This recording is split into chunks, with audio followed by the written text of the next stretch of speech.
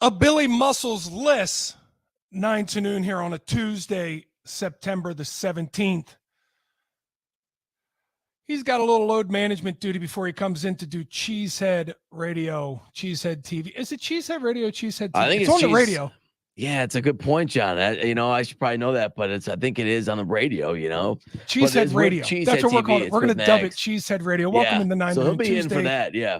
Tuesday, September 17th. Billy Muscles has some things he needs to maneuver and finagle before he comes on here with Aaron Nagler at the noon o'clock hour. But that's great because you got myself and Armin. Let's go. And, someone got to get someone's got to listen. If Steve's going to do promos, Steve Zabin, somebody's got to get him a proper tease sheet so he knows who he's teasing coming up throughout the day. That's fair. I mean he gets enough wrong throughout his show. He should at least get right what show is following him. I can't totally blame him because, sometimes you don't even know. We don't even know. But that, he's just, he doesn't know the proper tease. Maybe I should be the one to run in and let him know who's going to be on in the morning. I guess I could put that on myself, Armin, John. I don't mind. Enough already? Don't you do enough? Yeah, but John, that's no excuse. I mean, now the air conditioning's working. Think about everything you've done. You've already done. Listen, you stayed up late last night. You watched an unbelievable Monday night football game. What a game. With Kirk Cochains taking that Atlanta Falcon team and what felt like a dire situation down the field to beat the Philadelphia Eagles, the team we lost to just about 2 weeks ago. Down in Brazil. You stayed up late. You watched that thing. You came in early today. You helped me prep the show, and then you went and fixed the air conditioning. I didn't. I don't want to. No fake hustle. I don't want to give myself credit. I didn't fix the air conditioning. Somebody else did. What did you do to fix the air conditioning? I did nothing. I waited. I waited. I didn't do anything, John. That we had some AC issues here, but it seems to be on now because I've got the thermometer now in the studio. I'm monitoring, and we're back down to. Poor Luddy this morning, it was almost in the 80s, I think, and it's down to like 75 now. So clearly something's working now. And I got to be honest, I feel like I'm running from the grind a little bit on this because I was kind of ready to like really embrace my my daytime shift here. Because once I get in here, I usually don't get out of here. I usually don't see the light of the day here. It's like 2:30 before I get out of the studio ish. Usually in most days. You don't see the light of day. Well, the light of day. You don't see the light of day. Well, I keep the window window closed. What time do you pull in? You pull in at 8 o'clock. The sun's already. I'm saying you leave at 2:30. Okay. You just self-admitted. You leave at 2:30. I don't see the outsides of the studio. Even in the most winter of winter months, the sun is up at 8 o'clock in the morning, and the sun is not down yet at 2:30. What? This isn't Alaska, Armin. Yeah, don't take it. Okay, I said that. I don't mean it literally. Not the light of day, but I don't see the outside of the studio for a while. So I was like, all right, let's buckle up in here. I got my Iron Jock on. I'm ready to go, stink free. Because I feel like I'm going to sweat a little bit. I sweat equity. It's a hot studio. That studio gets hot even when the air conditioning is on. For people that don't understand. Or cold, like, though. Well, why are you complaining about this? Well, here's the deal. Usually I'm cold all that in here. equipment in there, and you got like 4 different computers running. And they're not your new computers with the efficient fans and the not hot video boards. They get hot. Yeah, they get very warm. So that you got like 4 computers. And by the way, it's about a whopping 350 square foot in that studio. Oh yeah, no, it's a little dorm room. I mean, we keep it warm. Maybe not even 350 square feet. It might be 250 square feet. Yeah. And you got these old school computers with the big boxes, the big CPUs, and then the monitors. The monitors get hot. The CPUs get hot. God forbid we pony up for some skinny laptops in there. You got not so fast, my friend. I mean, things might be changing soon. You know what I mean? Oh, yeah, man. Things might. Tease? No, I think we're working on a new studio. But the thing is, these things. You're right. It gets hot. The thing is, though, you got to keep the equipment cool, John. So I know you have to keep the equipment cool. You have to keep the equipment cool, or you got to keep the equipment cool because you have 10 different things in there raising the temperature right beside each other. And when I walked in there and I saw a computer sitting on top of another computer. I thought to myself, this is not right. Stack them up, boys. You cannot stack computers on top of computers. Like TV. First of all, you're covering the fan. The fan can't blow because there's something heating above the fan. You cannot have something on top of the fan. The fan is very necessary. Did you ever stack tube TVs in college? Oh yeah. You stack them up, I'm always like, I don't know if I should be stacking these, but we would try and put a few in there and sometimes it gets stacked up. And yeah, John, that can happen, but you know what? I mean, we make our way through, and we were the first one to have DirecTV at college, so we could watch every game on Sunday. That's pretty sick. We could watch every game, and which was incredible because I I had one buddy in. Okay, so we had 4 roommates in the house. I was a Cowboys fan, as I told you. Yes. There was another guy who was an Eagles fan. Okay. Oh, gosh. Then he was from Pennsylvania. Then another guy from Pennsylvania was a Buccaneers fan, of all things. What? So a Buccaneers fan. What a random and then team. we had our terrible. And then our 4th roommate was from Maryland, and he was a Dolphins fan. Okay. What? Oh yeah, very eclectic grouping of fandom. It was weird. Well, if I grew up in Maryland, I don't think I'd be a Dolphins fan. But hey, you never know. I guess every other person on the Shippensburg football team was either an Eagle or Steelers fan. Sure, it makes every more other sense. person. No, but the 3 people that weren't were in that one college park number 5. And this generation more so is less more to town, like their hometown team, and they cheer for random teams or players. But I'm kind of surprised to hear back then it is so. Yeah, but yeah, you got to keep the equipment cool, and we're rolling along here. But the air seems to be working now. Engineer John got it going again, I would assume. Like I said, I'm a little disappointed because, John, I was ready for the grind. I don't want anyone to think I ever run from it, and I wasn't trying to run from it here. So I guess I'll have to be comfortable again, because we had the 3 non-Eagle, non-Steeler fans. Oh yeah, back to that on the team. Yeah, into one college apartment. We had one Eagles fan there, which meant our college apartment devoted the most hate to the Philadelphia Eagles. Makes sense. I've never been able to rid that from my system. So that was always like your Viking. Like for me, it's the Vikings. For you, it's the Eagles. I've never been able to rid that from my system. Living in Pennsylvania and not being an Eagles fan, I wasn't a Steelers fan, but it didn't matter. The Eagles were the ones that just really drove me nuts. And our college apartment had more hate for the Eagles, and it just kind of it was a trickle down effect, right? It became the like Buccaneers fan started hating the Eagles along with me, and then the Dolphins fan, he was my roommate within the apartment, so he just started hating the Eagles as well. So we were so it made last night. I've never been able to rid it, and it made last night oh so sweet. The game of the night. You talk about that 2-minute drive from Kirk Go Change, just boom, 10 yards, boom, 12 yards, boom, 22 yards, boom, touchdown. It was just fascinating. An Atlanta Falcon team that could not move the ball against the Pittsburgh Steelers week 1, looked defunct, had people saying how long until Kirk Cousins gets benched for Michael Penix, how long until this happens. It had an Atlanta Falcon team march right down the field and win it in Lincoln Financial Field with 1:46 left. Crazy. And they scored with 34 seconds left. It took 1 minute and 12 seconds for them to march the entire way down the field and score a game-winning touchdown. That might be the most shocking thing of the whole deal was how quickly they scored. They had no timeouts.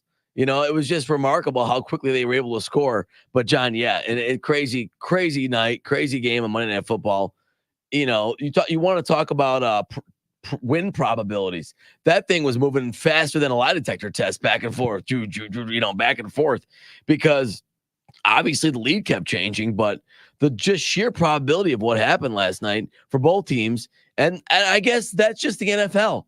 I mean, every game, every night, every week is an absolute drama being played out right in front of our eyes that you can't even script because you wouldn't believe it. You talk about it, Armin. The week 2 of the NFL was here to tell us this is the most wide open this league has been in some time.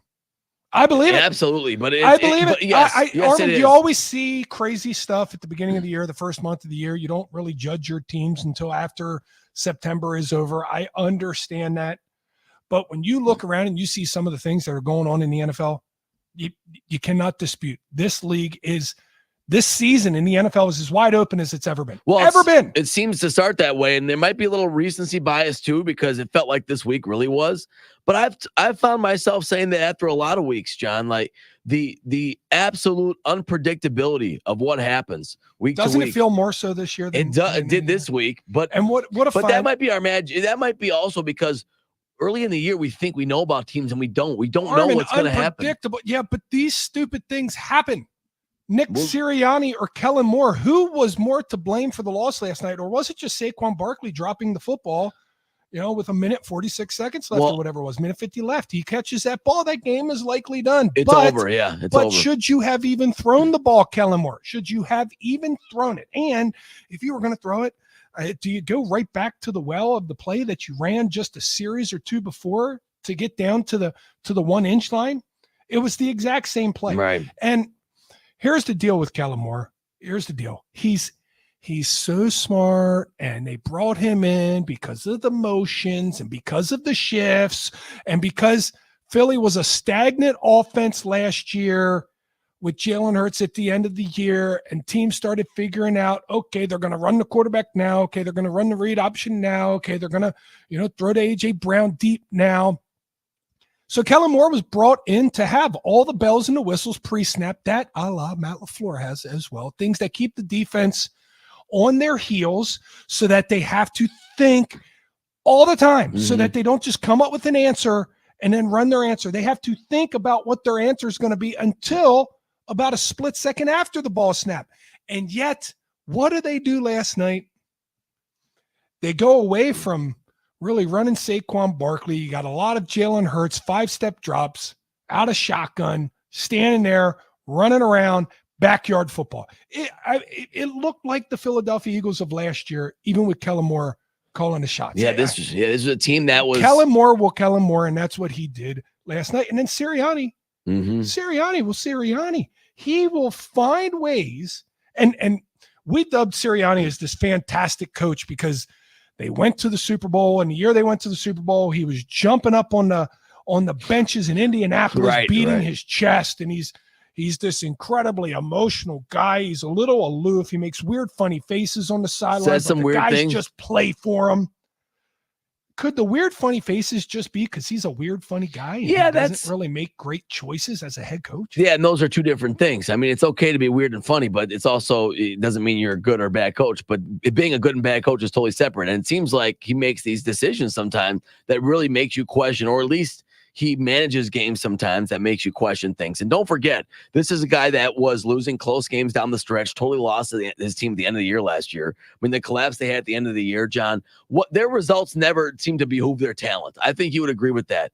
They have enough talent that they should be befitting themselves to more wins, and they don't do it. We got to say they should have won a Super Bowl. And they should have won a Super Bowl. They should have won more games at the end of the year last year. I mean, they were on pace to be one of the best teams in the NFC until they totally fumbled that bag, lost in the playoffs.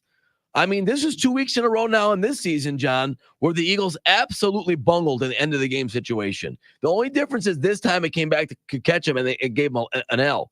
Last week against the Packers in Brazil, in my opinion, the Packers probably never should have got the ball back with the chance to score and come back with a Hail Mary. It was a long shot, but they had a long shot, and it never should have happened.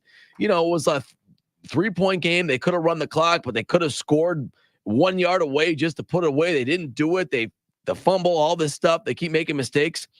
Once again, this one, John, after they get the fumble, they rip it away. They're moving the ball. You think they're running clock down? Looks like they're good to go. All they need is one first down. They call this pass play. It probably wasn't a smart play call because the Falcons had no timeouts, but it still should have worked. And Saquon dropped it, and that kind of defines that, right? It's almost like Murphy's Law. It's like, it's the karma of a bad call. I hear a lot of people say, oh, he dropped it. The play worked. No, the play didn't work. Well, because the play has an inherent risk in it, which is it needs to be caught. That is the risk. The pass needs to be caught. Yeah. And if it doesn't get caught, the play doesn't work. I don't care if it's wide open. The play call doesn't work, and it's poor, and it's bad because that one man dropped the football. By the way, do you know how many drops Saquon Barkley has in the last 2 years? So too many. So why are you calling it, right? Too many. 21. Yeah, too many. He is the most dropped passes out of any running back in the NFL. Which I'm sure is tough for a coach because he's going to be open. I'm sure it's tough for a quarterback because he's going to be open. Dynamic, and he's a playmaker, and he just caught a 30-yard pass for a touchdown down in Brazil, and he just caught a bad ball in the exact same play a little bit earlier in the game. This time, you know why Saquon dropped this ball? I think because he looked ahead to see where the marker. No, he let the ball pass his face. It's simple catching 101. You reach your hands out away from your body to catch the ball. You make this little diamond with your index fingers and your thumb, and you catch it away from your body. When you do that, the ball never crosses your face. Why is it important for the ball to not cross your face? Because when the ball crosses your face, there's a split second when you can't really see it. Can't see it. Guess what? When they say the hand's quicker than the eye, right? So is the football when it's traveling at that speed. So if you let that football cross your face and hit your hands, there's a split second that you don't see it. Doesn't happen if you reach your hands away from your body. Yeah, and it's tough because, there's been plenty of times the Packers been in situations at end of games where a first down will clinch it and it's third and maybe short or third and mid.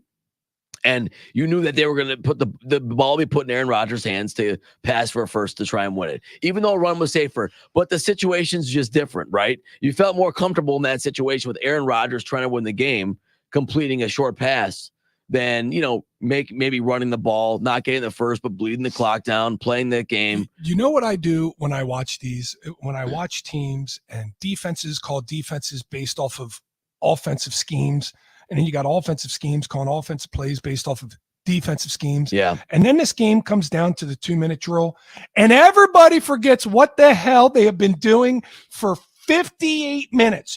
Forget about the offensive scheme, what they're trying to do. Forget about our defensive scheme and what we're trying to do. We are going to wow out. Let's play the Manning cast, Armin. Let's do that real quick before we break, because the Manning cast explains this so great, what happens in the last 2 minutes of this, with some great passion and some great personality. Go ahead and start it up.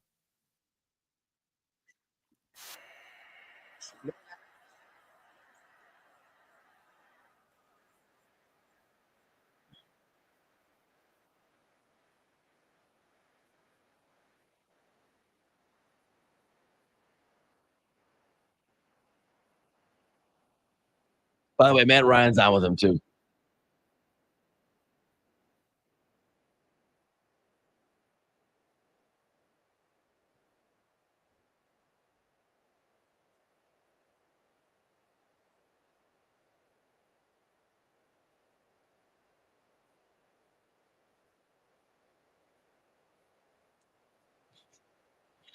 All right, pause it. This is the best 2 minutes that they have done to date. I think so. I used to not like the Manning cast. I got bored by it, right? Yeah. It was okay. Like, we tuned in, but this is the best 2 minutes they've done. By the way, everything Peyton, Eli, and Matt Ryan saying in this 2 minutes goes through my head every time I watch a 2-minute drill.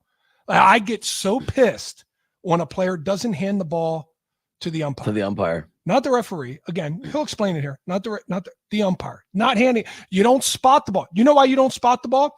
Because then your team runs up and the center puts his hand on the ball, and then the ref runs up because he's got to put his hand on the ball, and he bumps the center, and the center damn near falls over. Remember, we've seen this happen many times. You hand the ball to the umpire. Everybody's taught these things. Not everybody can remember these things. Please continue.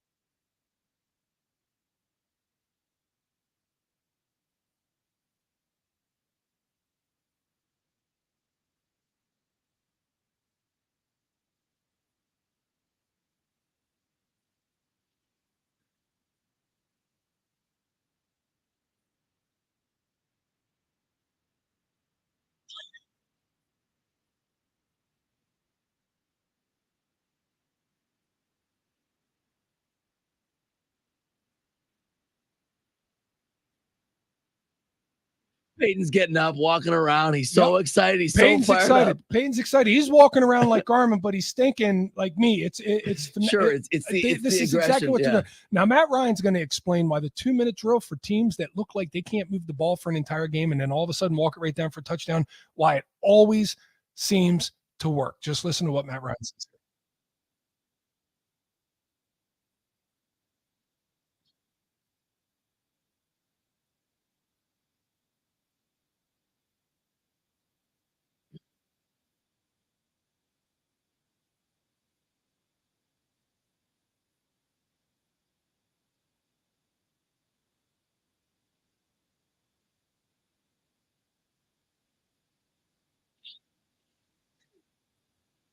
Love it. Awesome.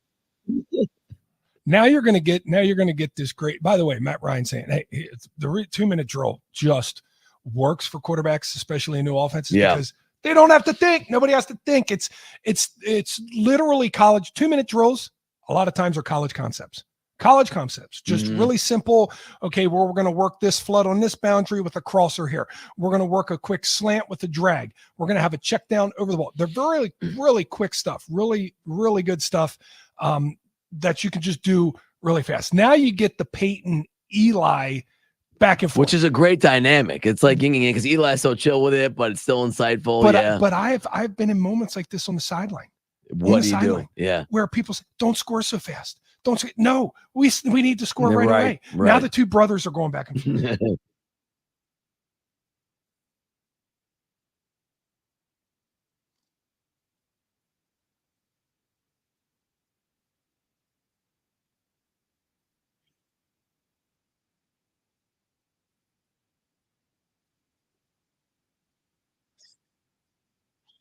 I love it.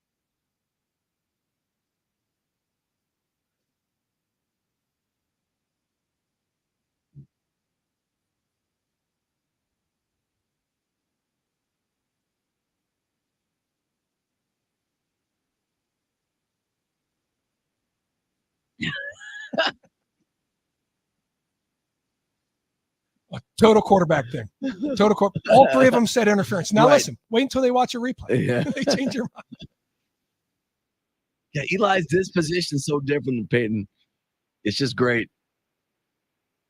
Watching the replay now. The best. I don't know, Peyton. Balls. I don't know, Peyton. Best part of this whole thing, though, still is it went under the radar. But when they're arguing back and forth about whether he should score or not, he goes, "I don't care." He goes, "Come on, Pey, you can't say I don't care." I know. Okay, I know you do. All right.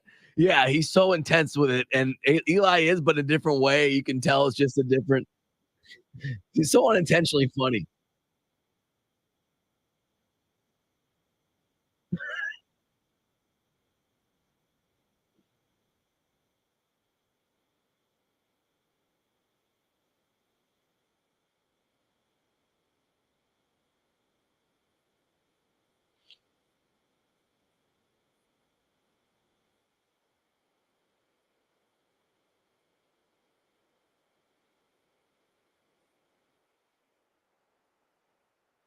You know, Eli seems doofy kind of because of his personality, but you can tell he knows football. He's unintentionally funny. I think he adds a great kind of presence for Peyton too, because Peyton is so intense, like grabbing his desk, intense. You know what I mean? 100%. Yeah, so Peyton's like me. That is fun to watch. High octane. Yeah, and Eli's chill, absolutely chill until you throw about 3 or 4 shrimp tacos on his bill, and then you'll see. Then the Peyton will break out. Then you see the change. It's changing. You want to get some energy out of him? Tell him he's got to pay for some shrimp tacos. Okay, that's what you do. Oh, I love that. Well, can you imagine being Arch and being coached by these guys?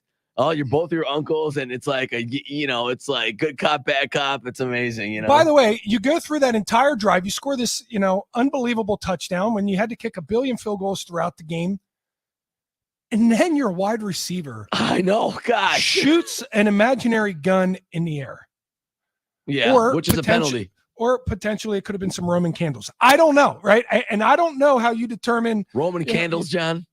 Well, listen. It looked like he was pulling a trigger, but maybe he was just holding the Roman candle. Sure, maybe he wasn't. Fire off in the air. Maybe it was a Roman candle. I don't know. I think these the fact that you have to play Pictionary before you throw a flag to determine if it's a flag or not actually pisses me off in this whole thing. Well, and that's interesting. Maybe we'll get into it, but I know Zabin was complaining about it, letter of the law, this and that.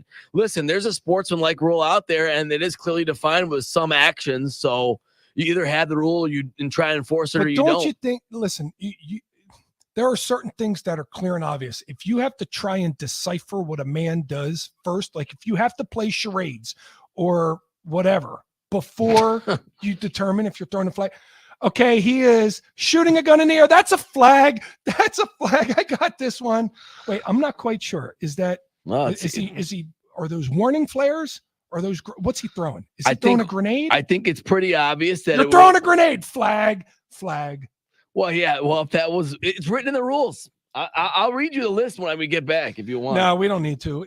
We spent enough time on the Eagles-Falcons game, but it was a great game last night. And if it told us anything, it told us that week 2 we don't know anything. We don't know nothing about this league. Most wide open this thing has looked in a very long time. We're just 2 weeks in. I know some trends will set themselves, but it feels wide open. And I'm here to tell you why the Green Bay Packers should be very happy about it being wide open and why their defense is finally fixed. Yeah, Armin, I'm going to say it. I said it last year about Jordan Love after 2 games that he was our guy long-term. I'm going to say it that Jeff Hafley is our guy long-term as well. This Packers defense is fixed, and I'll tell you why when we come back. No.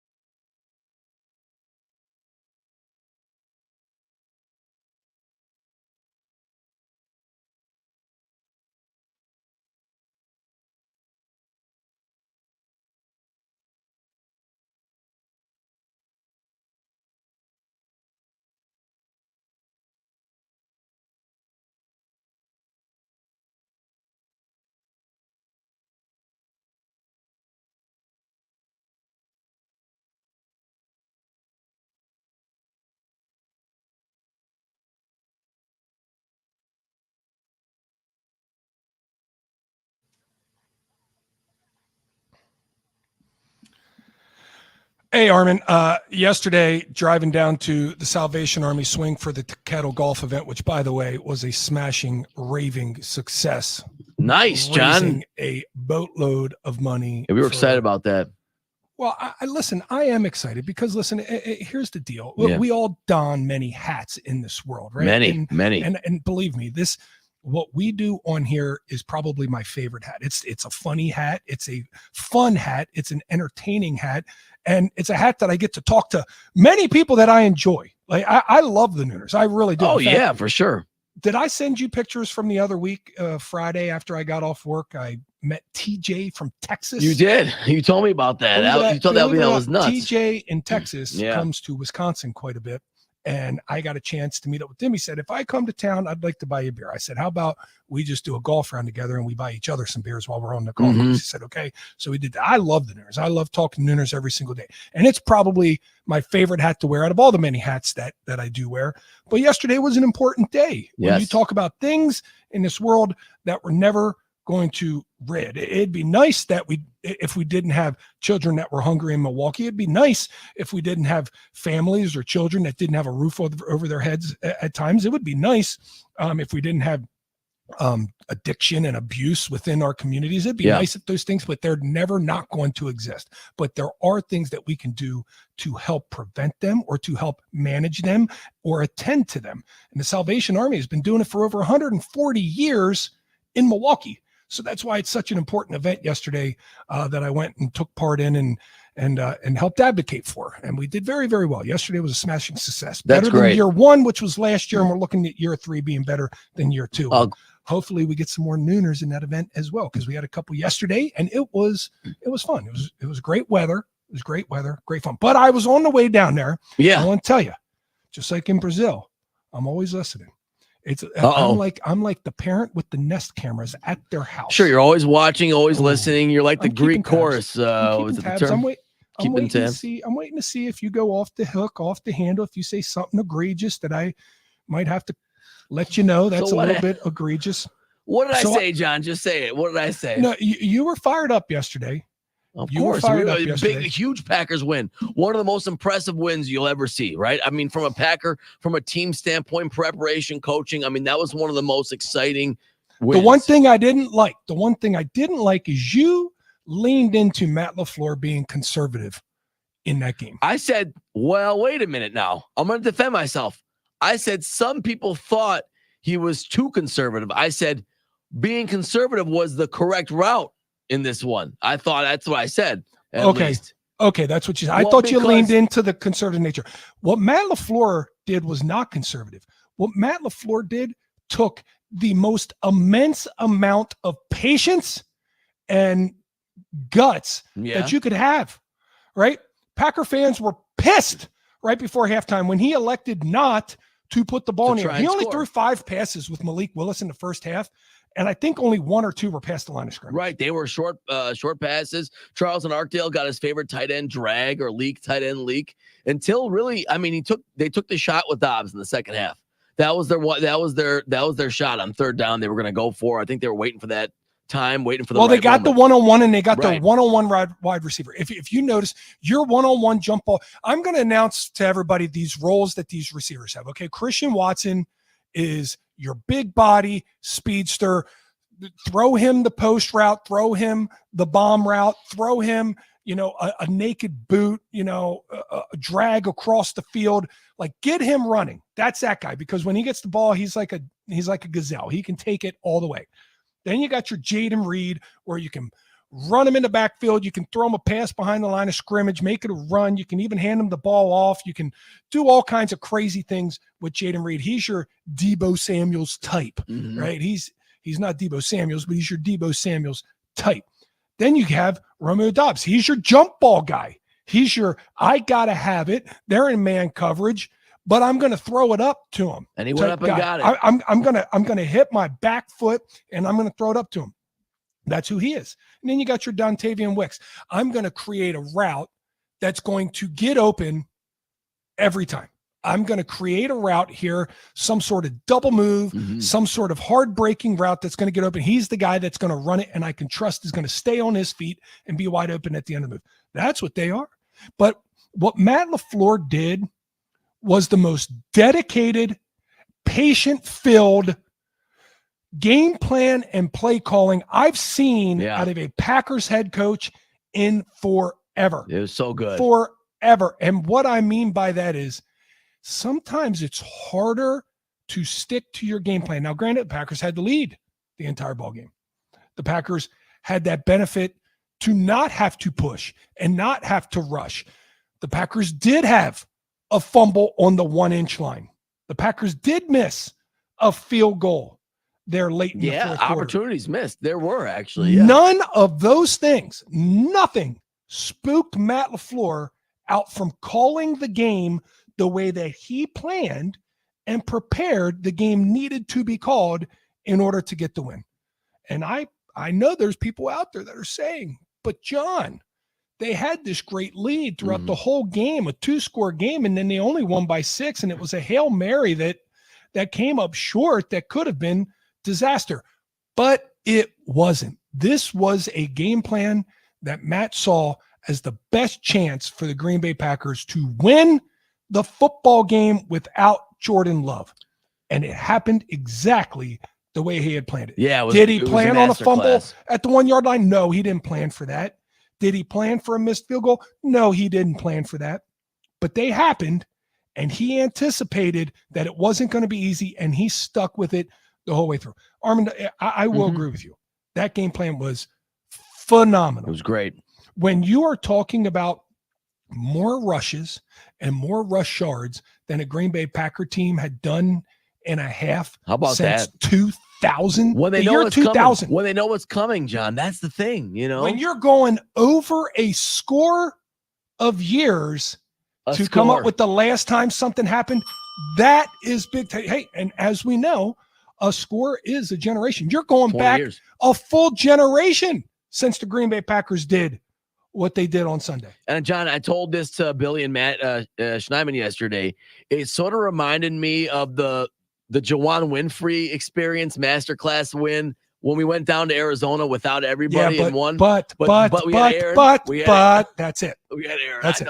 How much of that was Matt and how much of that was Aaron? Well, right. And nobody will really know. Nobody will actually really know. That's the thing. But it was a great performance and a great job of that defense, which I know you want to get to, and we will here after the And the defense afforded Matt LaFleur that ability to be able to stick exactly to that game plan of ball possession, ball control, manage the clock, manage the field position, and win yourself a football game with a backup quarterback. What is the Green Bay Packer defense doing this year better than they were last year, and why the NFL is down in passing touchdowns more so than they've been in the last 7 years? I will dive into that and why this Packers defense is right there with the rest of them as we are 2 weeks in to the NFL season. I'll explain that when we come back. Stick around. This is 9 to Noon.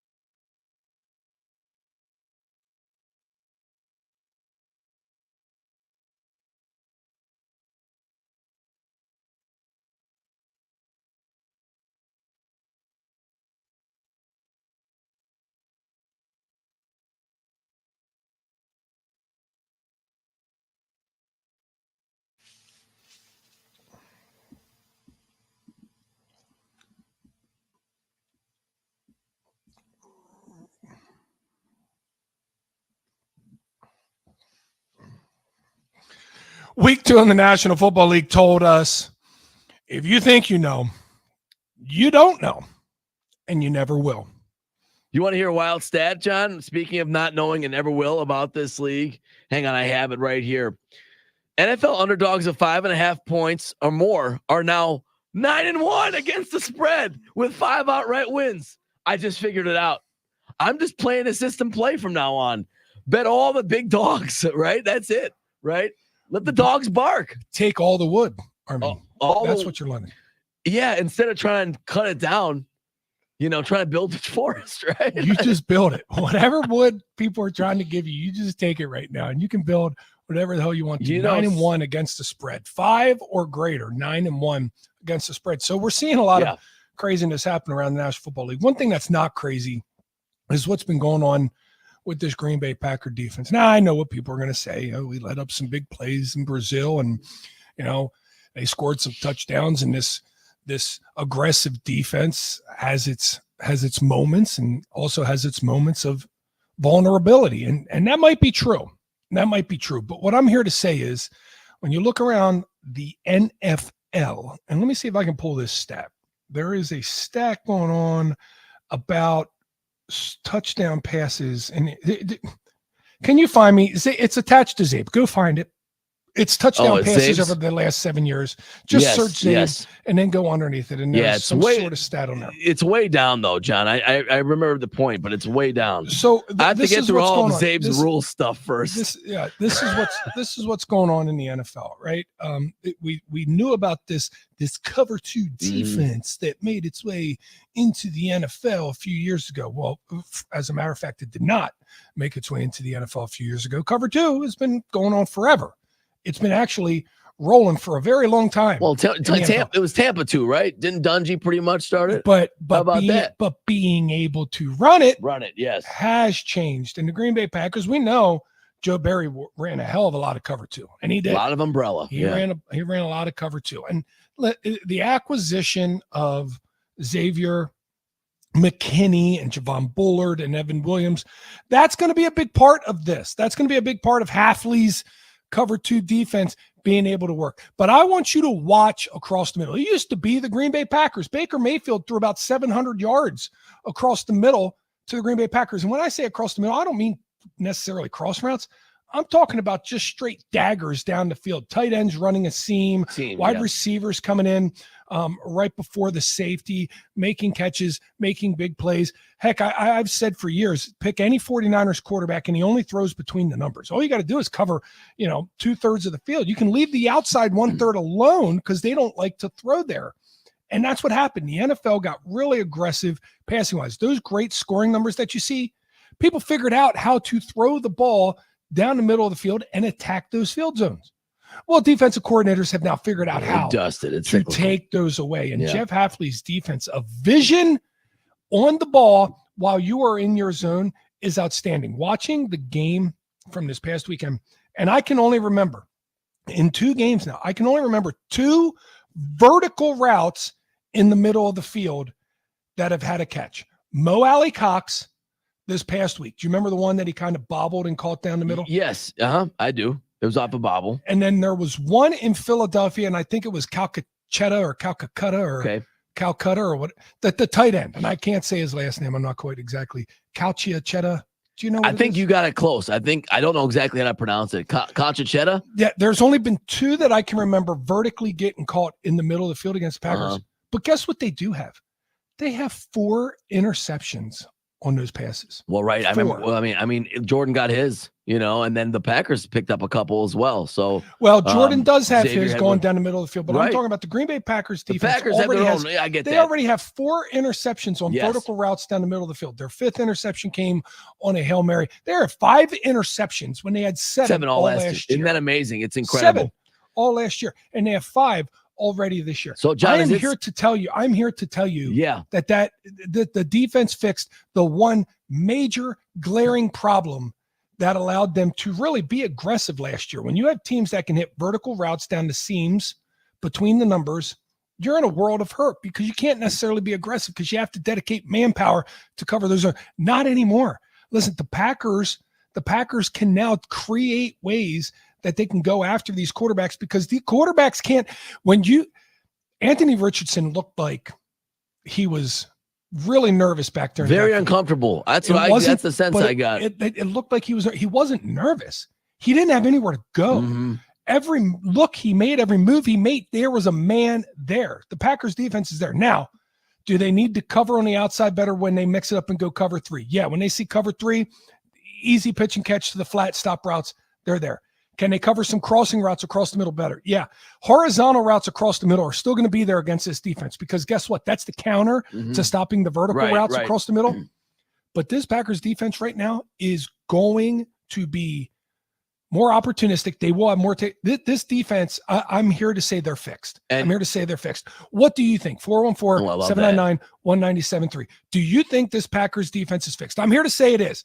I predicted Jordan Love to be our guy extremely early last year, and I'm making that same prediction on our defense this year. But do you agree? Or do you think we just played the Titans this week, or we just played the Colts this week, we play the Titans this next week? When we played the Eagles, it was a different ballgame. Give me what you think. 414-799-1973. Hour number 2 of 9 to noon is coming right back, and it comes right back with a tremendous breakdown on what it's like to throw up during the middle of a football game. We do that next. Hour number 2, 9 to noon.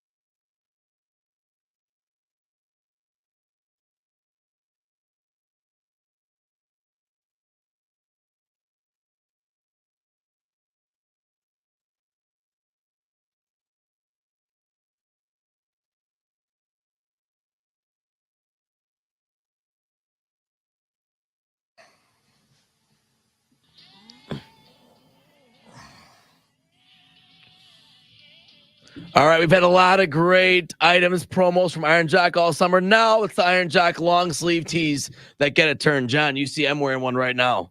I love this item, the long sleeve t-shirts. It's a great layer for me. I always layer it with something, or, I get cold all the time. So it's a great thing because it's not, keeps you warm, but not too hot. When Armin it's hot, Drip the report. AC doesn't work like today. The Armin Drip report. I was all ready, actually, John, because, the AC was broken. And I'm like, okay, I'm ready for the grind. And by the way, for those of you out there, I said I spent 6 hours in the studio, not at work. Everyone was just saying, yeah, Armin, that's just like a regular job. Okay. Like, it's like, all right, but let me just. It's less than a regular job. But that's not all I do. I'm back in the office. That's not my point. But let me just get back to this. Now through September 29th, thank goodness, Iron Jock's helping us out. When you buy 2 small logo long sleeve t-shirts, you'll get a third for free. That's a fantastic deal, John. That's a $44.99 item free when you just buy 2.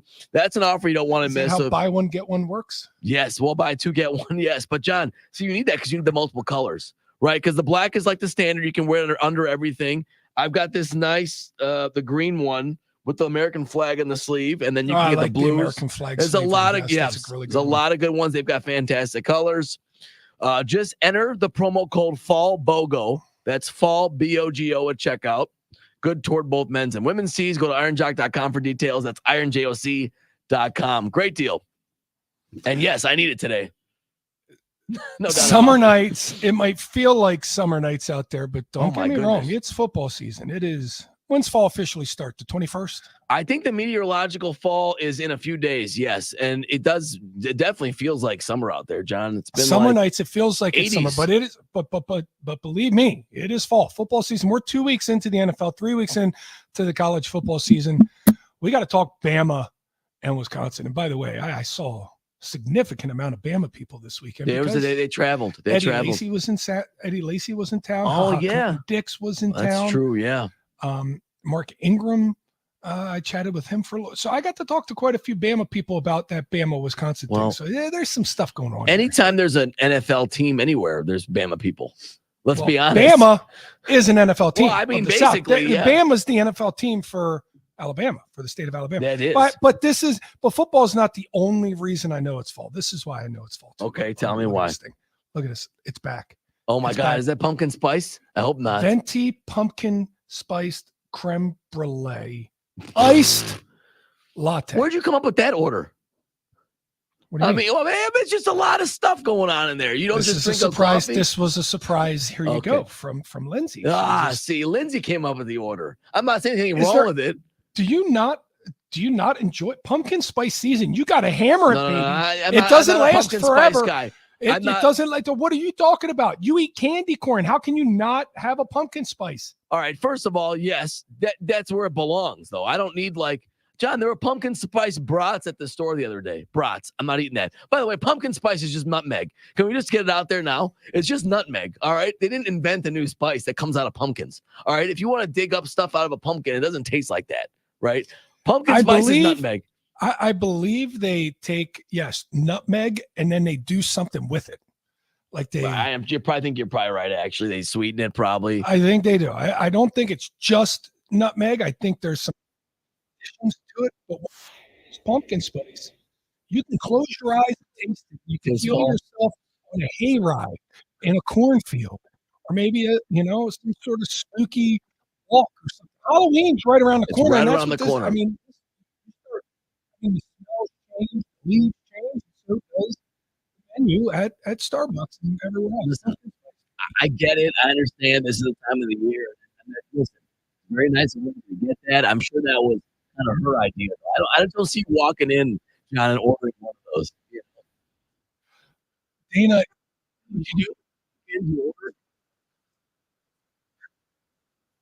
This is pumpkin. I know.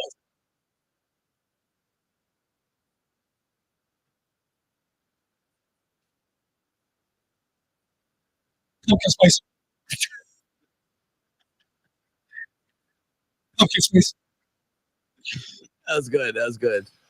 Any chance I get to play that, I'm doing Dana in Economawalk says cider is where it's at. Literally just wait 2 more weeks. Yeah, I do the cider too. Oh, it's not that I don't. A lot of people have accused me of hating fall here. It's not that I don't like fall. I just don't think we have it. No, I embrace every season when we're in summer. It's it's mojitos and margaritas. When we hit the fall, now I'm talking about some dark beers and some pumpkin spice lattes. When we hit when we hit Porters. Winter, when we hit winters, we'll do some hot toddies. You hunker down, you hot toddies, and it's soup season. You know what I mean? And sweatsuit season. Both of those things. Yeah, I agree, John. That first nip of fall in the air, it's always depressing for me because I love summer, but I know what it means. We've got fall, we've got pumpkin spice, we've got scarves, we've got hay rides, we've got Halloween costumes, all the fun things to go on. So. And we got a lot of people talking about this Packers defense. A lot on the talking text line. Let's start with the talk version. Dustin in Waukesha. Dustin, you're on 9 to Noon. How you doing, my friend?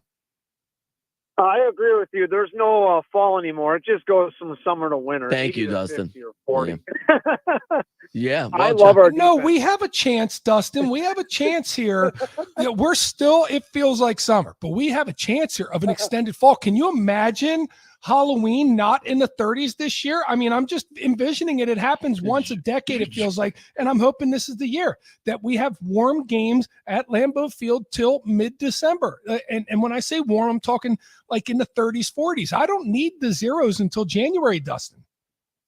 I agree with you. I want a 50-degree Halloween. I make it so we don't have snow like trick-or-treating last year. That was ridiculous. Well, when I was a kid, I mean, I couldn't really wear my costume trick-or-treating because it was always 30 degrees and I had to wear my coats. So nobody what are you for Halloween? A Packers starter jacket? No, I actually have a costume underneath here. But yes, I'm Packers starter jacket kid because that's what I had to wear to go trick-or-treating. All right, Dustin, what do you got on the defense? I love it because we're dynamic, and I like the fact that we can get takeaways, and we're not just playing a base safe defense like it seemed like the last few years. I don't think, I know that maybe we're not doing the crazy blitz packages, but the last two quarterbacks we faced, if they can get outside the pocket, they can do a lot of damage. So, and I think really the defense just kind of has to grow a little bit, but in that front side, but man, with the safeties and what the cornerbacks are doing and even how the linebackers are moving around and kind of creating that confusion for those vertical routes to get those interceptions. I mean, that's what we wanted. That's why we hired this new coordinator, and that's what we're getting. So I'm happy. I'm excited watching our defense. You never know what's going to happen next. Dustin, great call. Good points that you made. I want to emphasize the point he made about the two quarterbacks that we faced. Yeah. We faced two quarterbacks that are dynamic at running the football. What did we do? We had our eyes on the quarterback at all times in the secondary. Go back and watch some film, Armin, if you can. If you have a minute away from driving the ship down there at the Megaplex, take 5 minutes and watch the all 22 of the defense and just see how everybody on the second and third level has their eyes on the quarterback. They are going through the progression with him, and they are checking him out to see if he takes off at any point in time. The last two games, and our defensive lines, they did some stunts, they did a pressure or two, but they didn't bring the exotics. The exotics will come. I am convinced the exotic blitzes are going to come once we get quarterbacks that are not running threats. Right. And that will be the next part of the progression of this defense. And that's when it's really going to start taking off as well. Maybe that'll be this week, John, against Will Levis. Matt LaFleur said after week one, which, by the way, Will Levis, number one pressured quarterback in the NFL. Gets pressured on half of his snaps or half of his throws. If we pressure him on half of his throws, imagine how many turnovers we're going to get from Will Levis. I'm hoping in this next football game. He throws up some barbecue chicken for our guys like he's done the first 2 weeks. That's what I'm hoping. So the fact that not only our offense can go out there with a game plan, but our defense can as well, and it can work. It worked to perfection this past week against the Colts, who scored a bunch of points against Texans. The Texans in week one. Let's not dismiss that. This is a dynamic offense, although they did look meek in this last football game. They did not look good. John, what about the run defense? We talk about pass defense, obviously. We struggled a little bit against Saquon week one. A lot of teams do, obviously. It seemed like we got worn down. And Jonathan Taylor had was kind of the one thing that the Colts had going against the Packers until he was taken out of the game for some odd reason.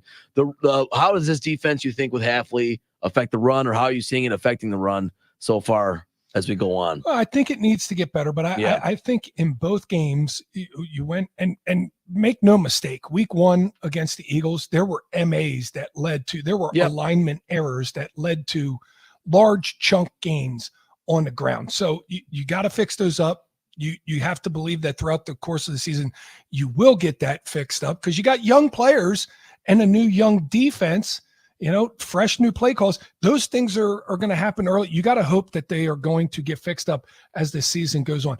But as far as the run defense goes, that is a place. I said it during training camp, Armin. That is an area of concern here. I believe they are going to fix it. I don't think you're going to face Saquon or Jonathan Taylor each and every week in the NFL. Running backs are good, but those two are top 5 running backs in the NFL. You face 2 great running backs with 2 running quarterbacks with 2 pretty good offensive lines to start the season, while you're probably going to be at your worst at tackling and lining up in a new defense. So I'm making the assumption they are going to get better on that side of figuring things out. I do think they will get better at run defense as this thing goes on. Because then we'll see what happens this week, because you never know in this league, as we talked about. But all respect to these guys, and especially Tony Pollard, because I like him as a runner, but there's an obvious drop-off to me between guys like Saquon and Jonathan Taylor to a guy like Pollard, who's going to be running for the Titans.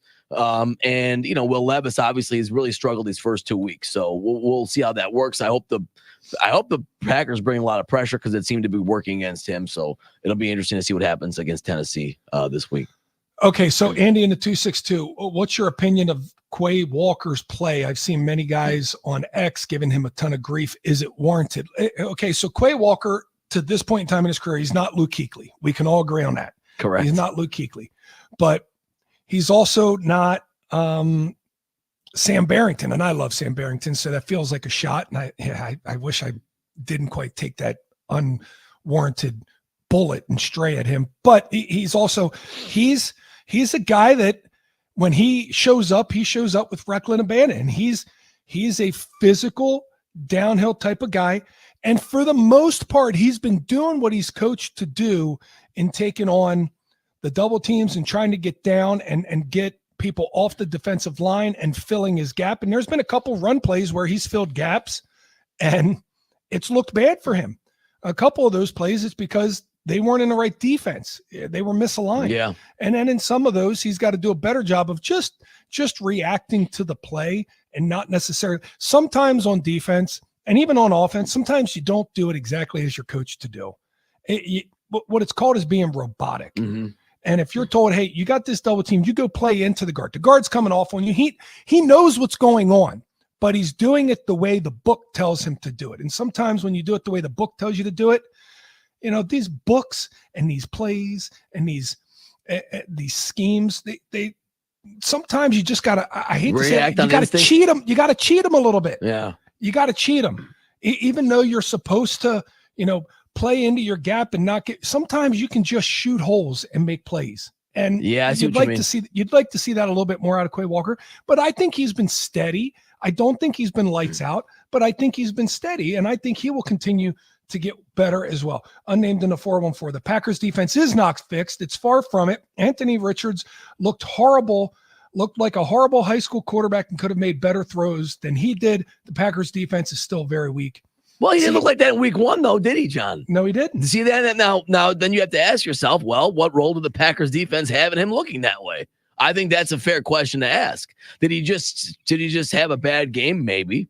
Or was he a lot more uncomfortable because of the defense the Packers threw out there? Right? I mean, that's the way I would look at it logically, John, and think, okay, maybe the Packers defense had something to do with the fact that he seemed to struggle more than in week 1. I don't know. That seemed like a pessimistic view to me, that they're not fixed and we're going to be terrible or whatever.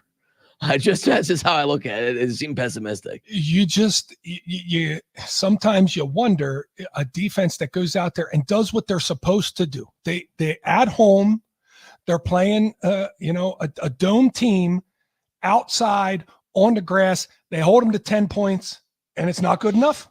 It's not good enough. Got to be good enough, because you'll win every game that way, probably. The Packers play defense like they did, and with those results, they probably aren't losing many games, right? So, we'd take that every week, I would say. That's a great sign. I did not anticipate our defense making the Colts offense look that bad. I did not anticipate that going into the game. I thought it was going to be a tough game that the first team to 20 was going to win. Turned out you didn't need to get to 20, Armin. You didn't even need to get to 20. All the Packers needed to do was get to 16. Tyler in the 920 says, if we go to Tennessee and win with Malik Willis again, go to 2-0 without Love, our defense will have a lot to do with that. Fixed, possibly. More dependable, most definitely. So Tyler is like, okay, I need to see a little bit more. So we've got one caller who says it's fixed, one texter who says no way, and one texter that says, it's just one game, but if we do it for 2 in a row, we're going to be feeling a lot better there. Armin, what's been your thoughts on the defense? No, I'm very impressed with them, no doubt about it. Week 1, they struggled, but I kind of look at week 1 in Brazil now as something unique that, you can't really draw too much from because it was the first game, obviously. You don't know what to expect the first game of a season. It was such an unusual situation, unusual venue, an unusual game, and the field was kind of, it's hard to know what to draw from that. So the most, it's recency bias. We're humans. The most recent example I've seen of our defense was very impressive. That being said, I'm wary of being able to project forward and saying, well, this should happen now against Tennessee because we saw how well they played. We know it's a projection game now. Yes. So we are in the projection game. We have to, but it's fraught with these pitfalls because we know it's a week-to-week league. If I came out here for me to sit there and say, for sure, I know they're going to now play great and be awesome and win. But I expect them, John, I'm going to be honest with you, I expect them to play well, and I expect them to handle the Titans offense this weekend. I do. Yeah, this is meant directly for you and Sean in Sullytown, who says the Jeff Hafley defense is trending right, but fixed. No, not my friend, not just yet. You're wiping before you've even finished. Let's revisit this question midpoint of the season. Why can't we address the question now, though? Why can't we just say right now? Why can't we just look at it after 2 weeks and say it's fixed? It might not be, as Wayne likes to say, always the 85 Bears, because that's always the benchmark for every defense. Every defense ever is the 85 Bears, right? Which, by the way, the 85 Bears just had a defense that nobody was ready for. True, and they had the right guys playing it. I mean, sometimes it's not the X's and O's, it's the Jimmies and Joes. That might be an overused term.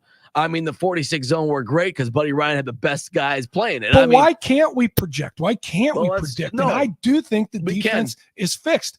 And they might not be, again, the 85 Bears, but they fixed one major glaring problem that was an enormous problem for this Packers defense for the last several years. And that is vertical routes between the numbers. Yeah, I agree. And vertical routes between the numbers are getting shut down now. They're getting shut down. And if you can take away one explosive facet of an offense, you're going to have a lot better chance of succeeding in the long term. I think they have it fixed. I believe that problem is gone. So now the defense can start working on other things, which is attacking quarterbacks, forcing fumbles, forcing sacks, forcing negative yardage plays. That's the next thing to come in this whole thing. That's the next thing to come in the whole progression. And I think that saying it's fixed or not doesn't mean it's going to be always, sunshine and roses. Every game won't be linear progress. There'll be times you give up, yards, you give up scores, you lose games. Those things are going to happen.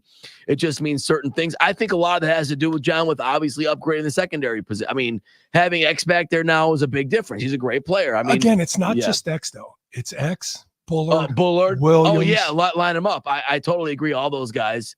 Shaw looks different this year. Well, in terms of he's been better, you think, or what do you mean by look?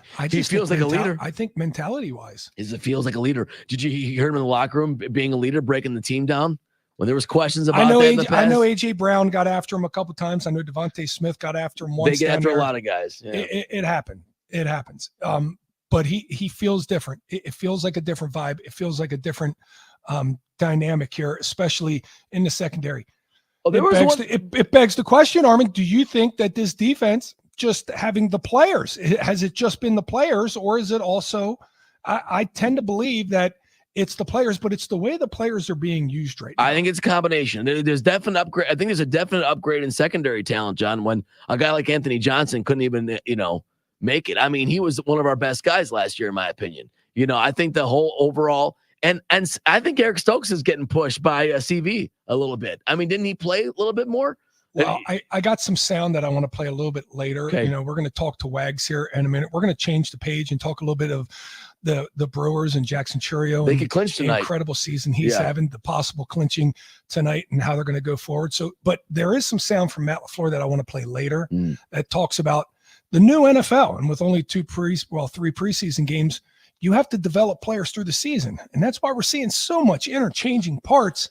And that's the exciting thing about this is, we have some performances and some production that has taken place on the field, but we are developing guys in the process. Yeah. You have to use games now to develop guys. Didn't used to be that way. You used to be, you develop them, then you put them into the games. Now you got to develop them in games as well. When that starts to show its face, also going to be an uptick in this quality of defensive style that we see. But when we come back, we're going to talk with Paul Wagner. Wags, our guy, everything Brewers. And I'm going to ask him specifically, what the heck? I mean, Jackson Chourio right now. I mean, what do you say?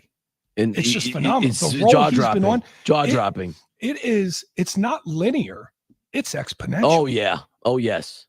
It's shooting up in the sky. We'll talk to Paul Wagner when we come back on the other side and continue down this conversation about the Packers defense. Still a lot of text to get to here. The Nooners have been fantastic. We'll get to some more of them. And then hour number 3, as always, we got to let you know who got in from You Better You Bet. How did I do on my can't miss, and so on and so forth. It's hour number 2, and we continue in just a bit.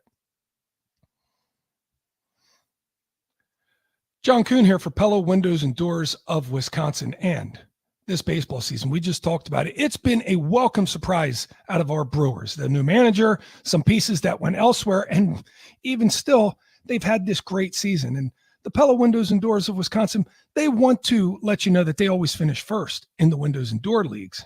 What I mean by that is Pella manufactures all their own products. Each one of those products gets tested thousands of times to ensure it stands the test of time.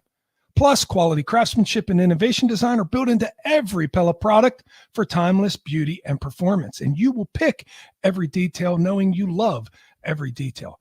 Pella windows and doors are the best in class, not only from their endless styles, but for the features you can't see. And now for a deal you almost can't believe. Get as low as $18 per window and $81 per patio door per month, but you got to hurry. That deal only lasts until September 30th. That's $18 per window and $81 per patio door till the end of the month. Certain restrictions apply. See showroom for details. And please, when you go into the showroom, find Gina Diddle and tell her that John Kuhn sent you. Visit PellaWI.com today.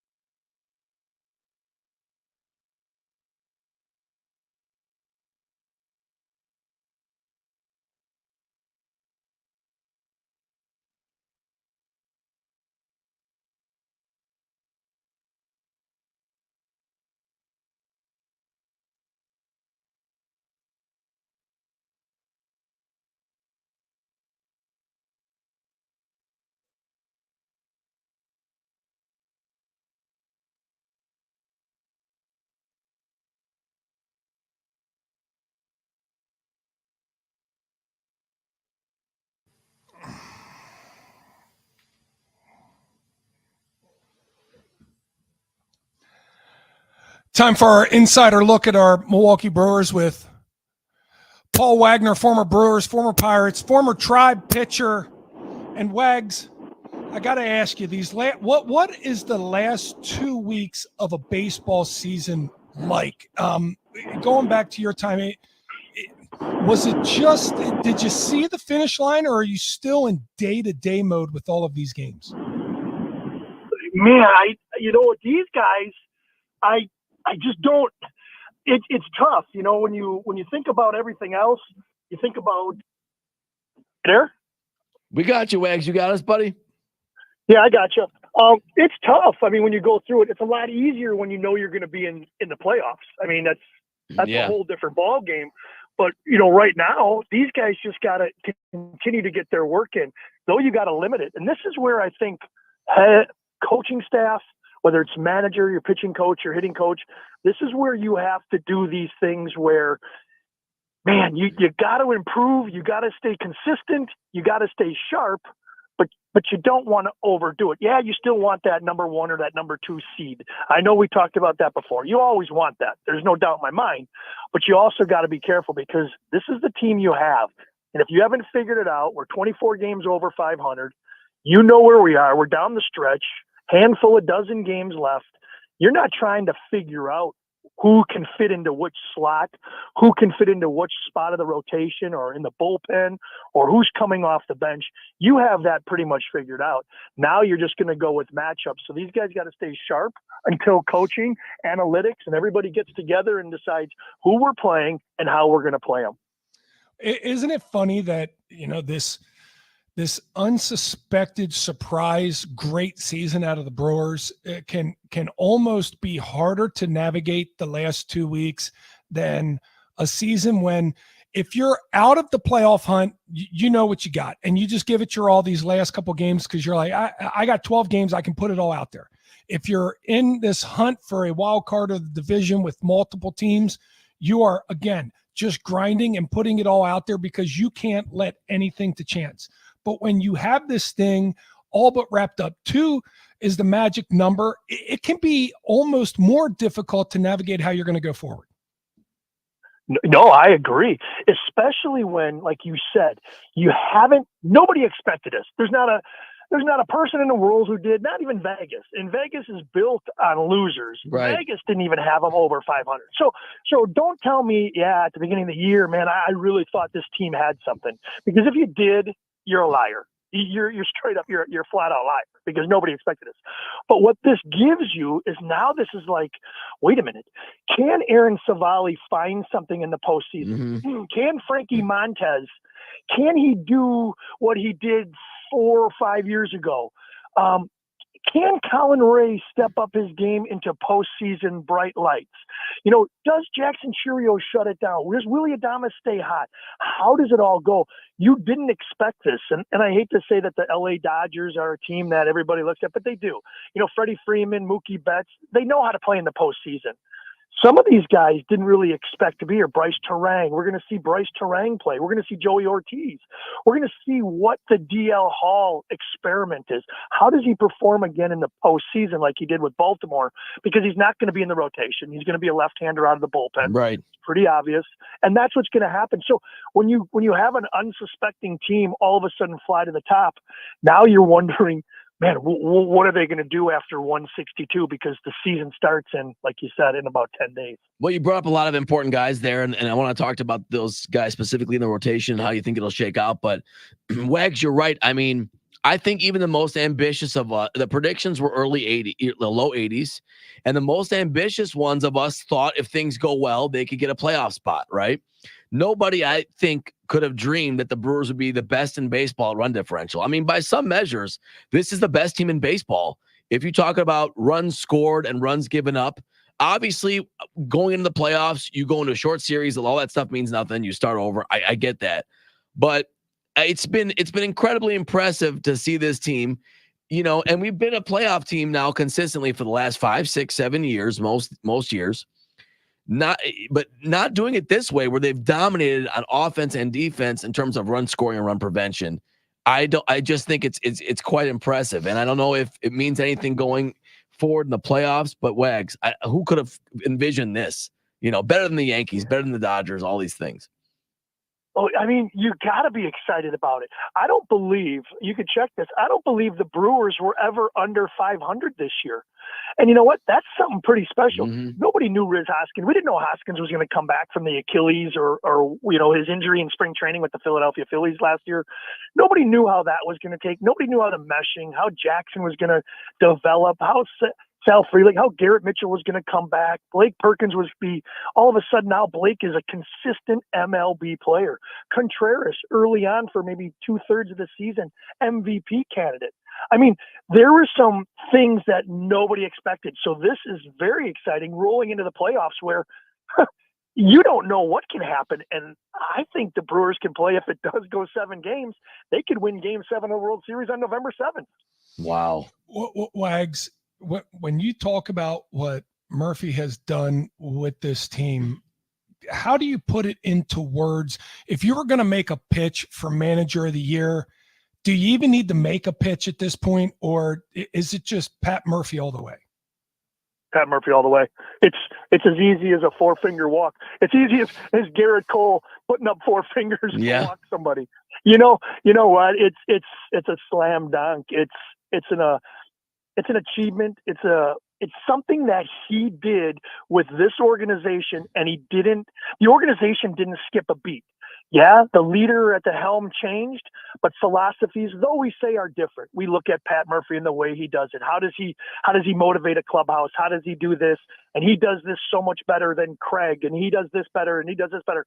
But don't forget, Craig is a prodigy of Pat Murphy. Pat Murphy has been with Craig for many, many years on that bench. They work side by side. Those guys in that clubhouse didn't care necessarily that somebody moved south. They said, you know what? We know how to play the game of baseball. We were taught it the right way from him and from you, and we know what to do, and we have the talent to do it. So playing game to game, ripping off that rear view mirror and not looking behind and always looking forward is a strategy that can help young players get to the finish line. Wags, real quick. Were you, I don't want to say surprised, but was it maybe not the absolute thing to go with Pat Murphy this year? I remember having him on Drew and KB last year and listening to his conversations, and he always just seemed so damn down to earth and so damn cool.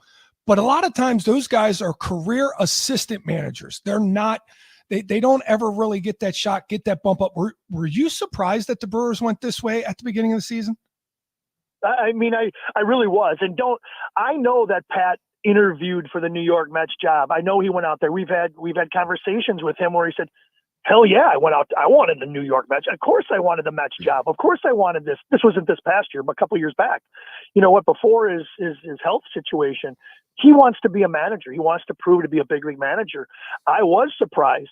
But then when it came down to certain individual leaving and everybody else under contract, I didn't know. I didn't know if the Brewer front office actually wanted to do this way. If you go back to that, I'm going to say it was 50-50 probably up there. I don't know if they really wanted to give Pat Murphy the deal. I think they wanted to get Pat Murphy in there, and I think that's why they brought Ricky Weeks as an assistant, first time ever assistant bench manager that I've never even heard of.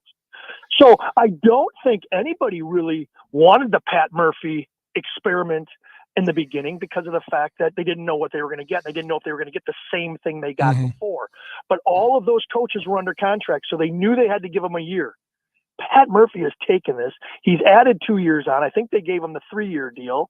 I think he is going to be manager of the year. He's going to be the manager of the Milwaukee Brewers for a very long time.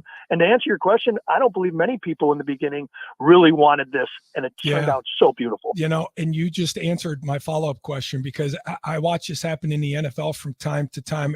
Specifically, a guy like Bruce Arians, he was going to be a career offensive coordinator or quarterbacks coach or passing game coordinator in some form or facet. And then, you know, we know what happened with Chuck Pagano, and he took over and had such a great year there, and then turned it into a decade plus with a Super Bowl championship of being a head coach. And it's just, sometimes you just don't know until you see. I think a lot of us thought he was going to be, Pat Murphy, the manager for a year or two, until they handed it off to Ricky Weeks. And now you just said a very long time. So what does that do for Ricky Weeks in the interim? Yeah, I mean, Ricky's been a field coordinator. I think he was last couple of years with the Brewer organization. He'll really evaluate. He'll see where he wants to be and what's going on. But I think maybe this is the path he wants to take. And you know what? Maybe he waits for that opportunity. Pat Murphy's not getting any younger. Things are established. He's getting to know the players, and maybe the 3-year plan is that. Maybe Pat Murphy came up to the Brewers and said, I want 3 years because, you know what, after 3 years, I'm done. I'm ready to sail off into the sunset, and we can hand it off to Ricky Weeks. He's going to learn from me. He's going to learn the organization. He's going to learn how to deal with peoples, their personalities, their physical tools. He's going to understand the game, how it's played in a different way than what you learn as a player. There's two different sides. It's easy to say that a great player is going to be a great manager. It's easy to say that. Mm-hmm. It never really happens because great players and good players generally have things come to them instinctively, where a manager has to come back and bring everybody together and realize, hey, this is how we do it. This is how the game is played. You could do it because you are exceptionally talented, but this is what we need to do with the 26 guys we've accumulated. This is what we have to do, and this is how we handle a rotation. This is how we handle a bullpen Ricky. This is how we handle substitutions and bench players, getting them pinch hit at bats. When do we put them in to give somebody else a blow? Ricky Weeks is learning. Don't get me wrong. Yeah. Where does that put him in the future? I don't know, but Ricky Weeks is definitely getting a crash course on managerial. Well, that's a good problem to have. Now everybody's asking the question. We're all wondering, what's Jackson Chourio going to do when they start spraying the bubbly? Because he's only 20 years old. Should they get the Welch's or the Martinellis, the sparkling cider? Or I don't know. How does that work? You just sneak him one and hope, because there's 7 million cameras around the clubhouse now, Wags. It's not like it used to be, but Jackson can't drink yet. But he's a big part of the clinching. That poor guy, he can't have one. Absolutely. Hey, that's a good problem to have. So we'll give him the Welch's sparkling wine or water, whatever, that fake stuff, and let him have at it. But I tell you what, in 2 more games, it's going to be pretty exciting for this team, especially when we early on in this conversation, where they came from, what the expectations were. This Milwaukee Brewer team is going to put excitement into the fall. So now we got Badger football, we got Packer football, and now we're going to have Brewer postseason. Again, the people of Wisconsin, the Milwaukee area, the Green Bay area, the Madison area, we're very lucky. We don't look at it that often, but we're very lucky. You go from a Ryan Braun, a Christian Yelich, to a Jackson Chourio. You go from a Brett Favre to an Aaron Rodgers to a Jordan Love. Man, nobody else experiences this. This is something special in this state, and we just got to cherish it. Last thing on Jackson Chourio, his OPS by month: April 608, May 542, June 897, July 878, August 925, September over 1,000. October's next. Jackson Chourio in the playoffs. What are your thoughts? I think he's going to show up. I think he's going to show up, and he's going to show everybody that if he would have had a better start to April and May, it wouldn't be Jackson Merrill. It wouldn't be Paul Skeens. It wouldn't be that. It would be Jackson Chourio for Rookie of the Year. And I think he's going to continue to prove that. The young kid has just shown everything. He's learned. He's taken his bumps and his bruises early on. Man, I don't know if it continues to climb the way you did, but I don't see a drop off. I don't see an a la Barry Bonds that I had to deal with all the time. I think Jackson's going to be just fine. I don't think the lights are too bright for him, and the game of baseball comes to him in such a relaxed fashion that he can play. And now that he got over that initial blow, man, he's going to be good. And we're going to see. I think he's got 8 more years on his contract. We are going to see possibly one of the better players to play the game in a long, long time for the next 8 years. Yeah. And you know what? We'll sacrifice Rookie of the Year as long as we have Rookie of the postseason, Rookie of October, Indeed. Rookie of November. And we will wait to see how that plays out because it's right around the corner. Wags, thanks for joining us. We'll talk to you again next week. All right, boys. Have a good one. It is exciting times here in Milwaukee, exciting times in all across the state of Wisconsin. We do have the Brewers playing postseason baseball, and we do have the Packers looking like they have a fixed defense, or at least some of us think so. Maybe not everybody, though. We'll get back to some of your texts on the Talking Text line and get you prepped for hour number 3, our investment hour. We got a lot to wrap up there in that hour. We'll do that as we roll along here 9 to noon.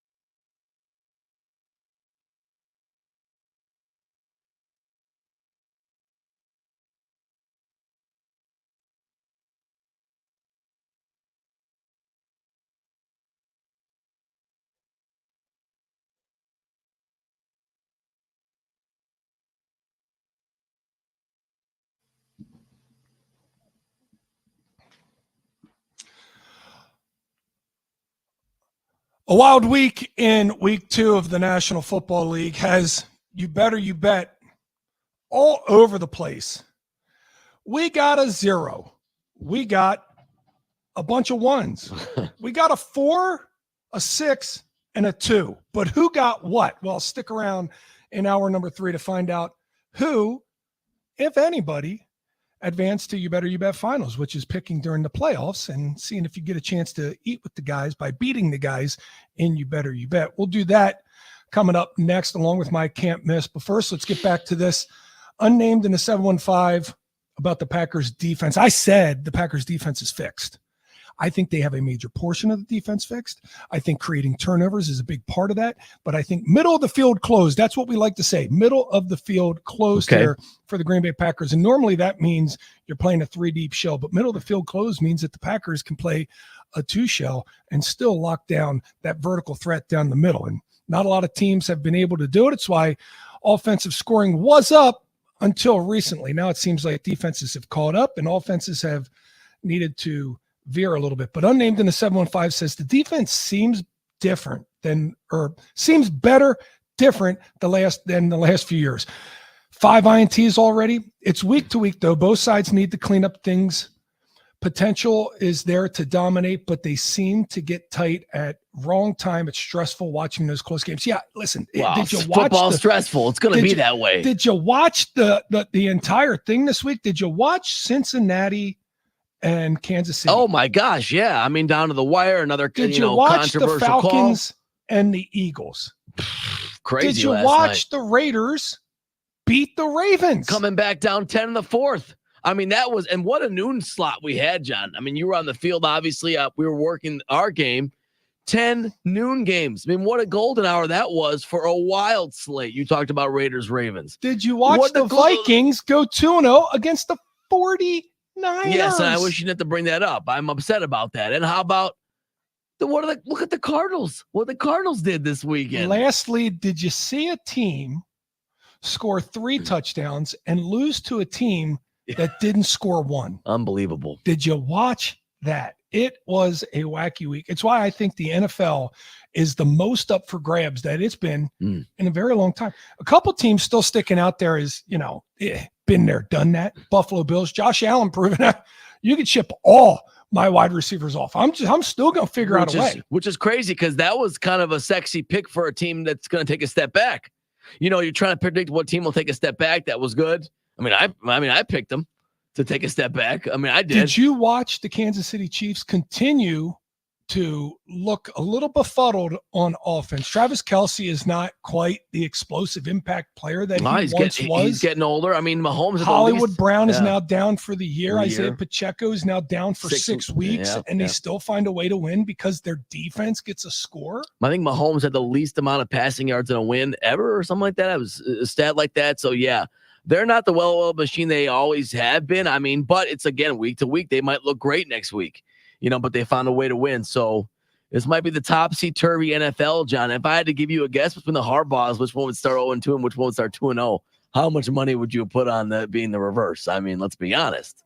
Well, I don't know. I think the Chargers beat the Raiders and the Panthers.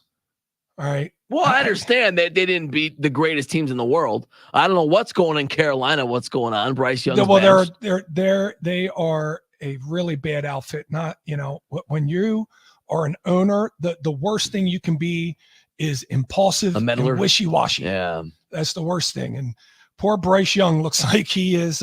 He's been ruined. And there's been a lot of first-round draft pick quarterbacks that have been ruined in the same form or fashion. You can't just run them out there and do things. I'll tell you one thing we're going to do. We're going to run it out there. We're going to run it out there in hour number 3. We got You Better You Bet to recap. We got Can't Miss to recap and pick for today. And we got to discuss a few more things as it pertains to Packers. We talked about the defense, but what about the kicking situation? Are we going to do this for another year? Are we going to just insert kicker's name here and put your hand in the fire and ride this roller coaster? Is that what we're doing? That's what it feels like. Think so. As we kick off this season. We'll talk more about that as we roll along. Hour number 3 at 9 to noon coming up.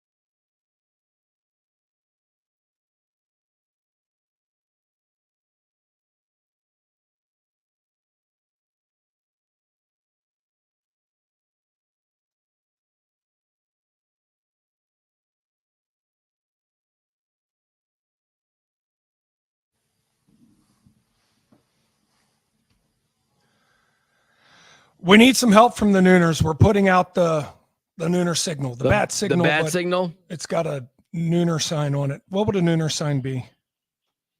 It's a great question. We don't have a logo. We have a logo, but we have a 9 to noon logo. Didn't we come up with one? We came up with a 9 to noon logo, end to end. We were very creative in that aspect with the end to end. What would a Nooner logo look like? But we're putting out the Nooner logo. We're putting out the Nooner signal. We need some help. We need a screenshot of 16 to 10. Who had 16 to 10 last week? We were trying to figure out. We were going to take our texter today. I know, right? but I'm pretty sure our great score predicting Swami from last week that correctly predicted the Packers to win 16 to 10 against the Indianapolis Colts, or the closest thing possible. And you know what? I would say in classic Armin fashion, we have lost some of the results. Well, listen, it was a little bit like the last presidential election. There may or may not be some stuffed ballots or some ballots missing. And we are rather certain that we don't have the right person. No. Wait a minute. Let me defend myself a little bit here. I'm looking through. I don't see any 16 to 10s. All right. I don't see any 16 to 10s. That doesn't mean that somebody wasn't 16 to 13. Well, yeah, but we were supposed to get the listeners to remember to let us know, because it was going to be really hard to keep track. But right? Didn't we say it didn't need to be the exact score? Right. You could have had a deviation. We did the deviation thing. It's hard to prove who could have been the closest based on all these different scores. All right. I'm looking for a closest one. I don't see any 16 to 10s for sure. I'm gonna do it this way. Let's take a caller today and let's do more research, maybe for a texter later on this week. How about that, John? Does that work? Maybe on Wide Open Wednesday, we take the texter who was closest, because it's going to take a lot more time to figure this thing out. But we need to know who it is, and we are already stalling. We are sitting over here. Well, okay. Can we take a caller? Can we do a caller for a contestant today? Well, we just need. I foresaw this being an issue. Mailman Jeff said, "Oh, you did? Yeah, huh? I did. Oh, you did. Actually. Did you speak up?" I said it, but it is what it is. We just do what we do. You know what I mean? Mailman Jeff. I said Packers 24-21. Don't think that gets the win. Okay, that's still too far away. All right, that's one I'll mark down that you didn't get it. Thanks, Mailman Jeff. At least I appreciate that. Thank you, Mailman Jeff, for at least participating in feedback. I think we should take a caller today, John. I really do. If you put the bat, I'll grab one. in Milwaukee says he picked 16 to 10. Scout's honor. I thought we had. All right, then. Let me prove it. And if I can prove that, I should be able to prove that. Then I'll take that. Okay, then we'll accept that. 16 to 10 would be a pretty impressive guess. I don't think there were many of those out there, to be quite honest with you.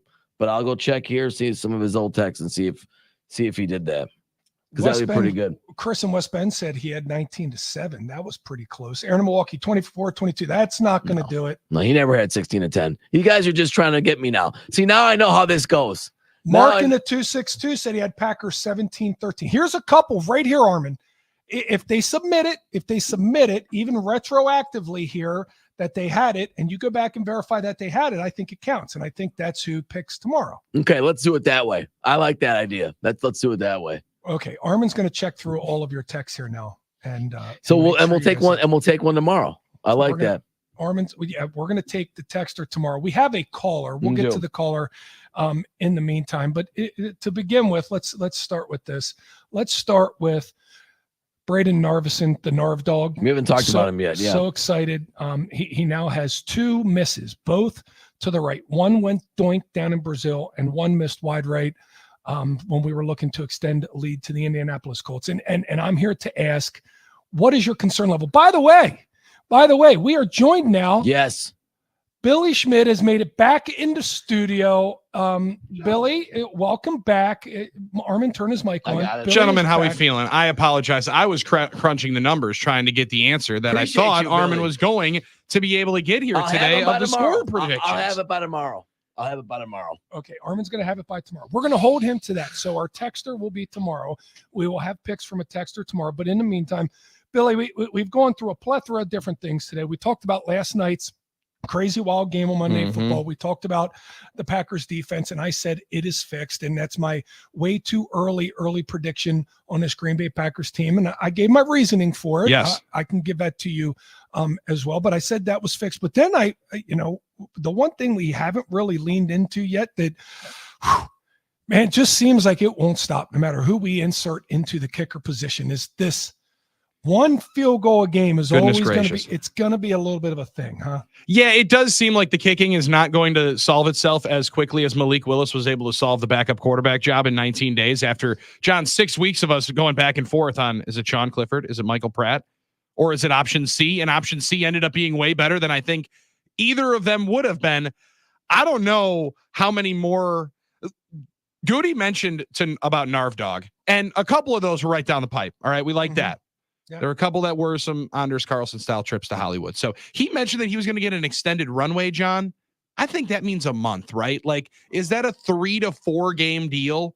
And then you start looking around and bringing in potential competitions in the middle of the week? Because I imagine they're going to keep tryouts going if they don't feel as settled with 44 as you would like to. You did mention eye test. The eye test looked better than Anders. It does look a little better than Anders. Look a little better than Anders, and I like the 44 kicking field goals at Lambeau. It just looks good aesthetically. I think if you go a month and he misses a kick in every single game, you have to make a change. I would agree.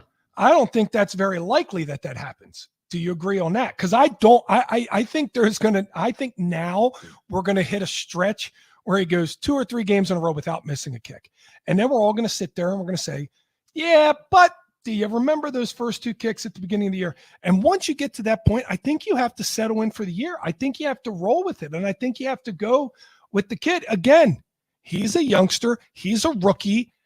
And just like we did Anders last year, I think we have to do the same thing. I think you have to give the kid a year unless this does not ebbs and flows, right? Sure. You have ebbs and flows. And we talked about the ebbs and flows in Mason Crosby's career, and how his first 4 seasons, he didn't kick over 80%. So I think, as everybody's asking on here, because that was the second biggest question coming out of this football game, the thing you can do with the backup quarterback, Billy, is you can protect him. Matt LaFleur can get in the bag and create all these creative run styles and run schemes and bloody the nose of the defense.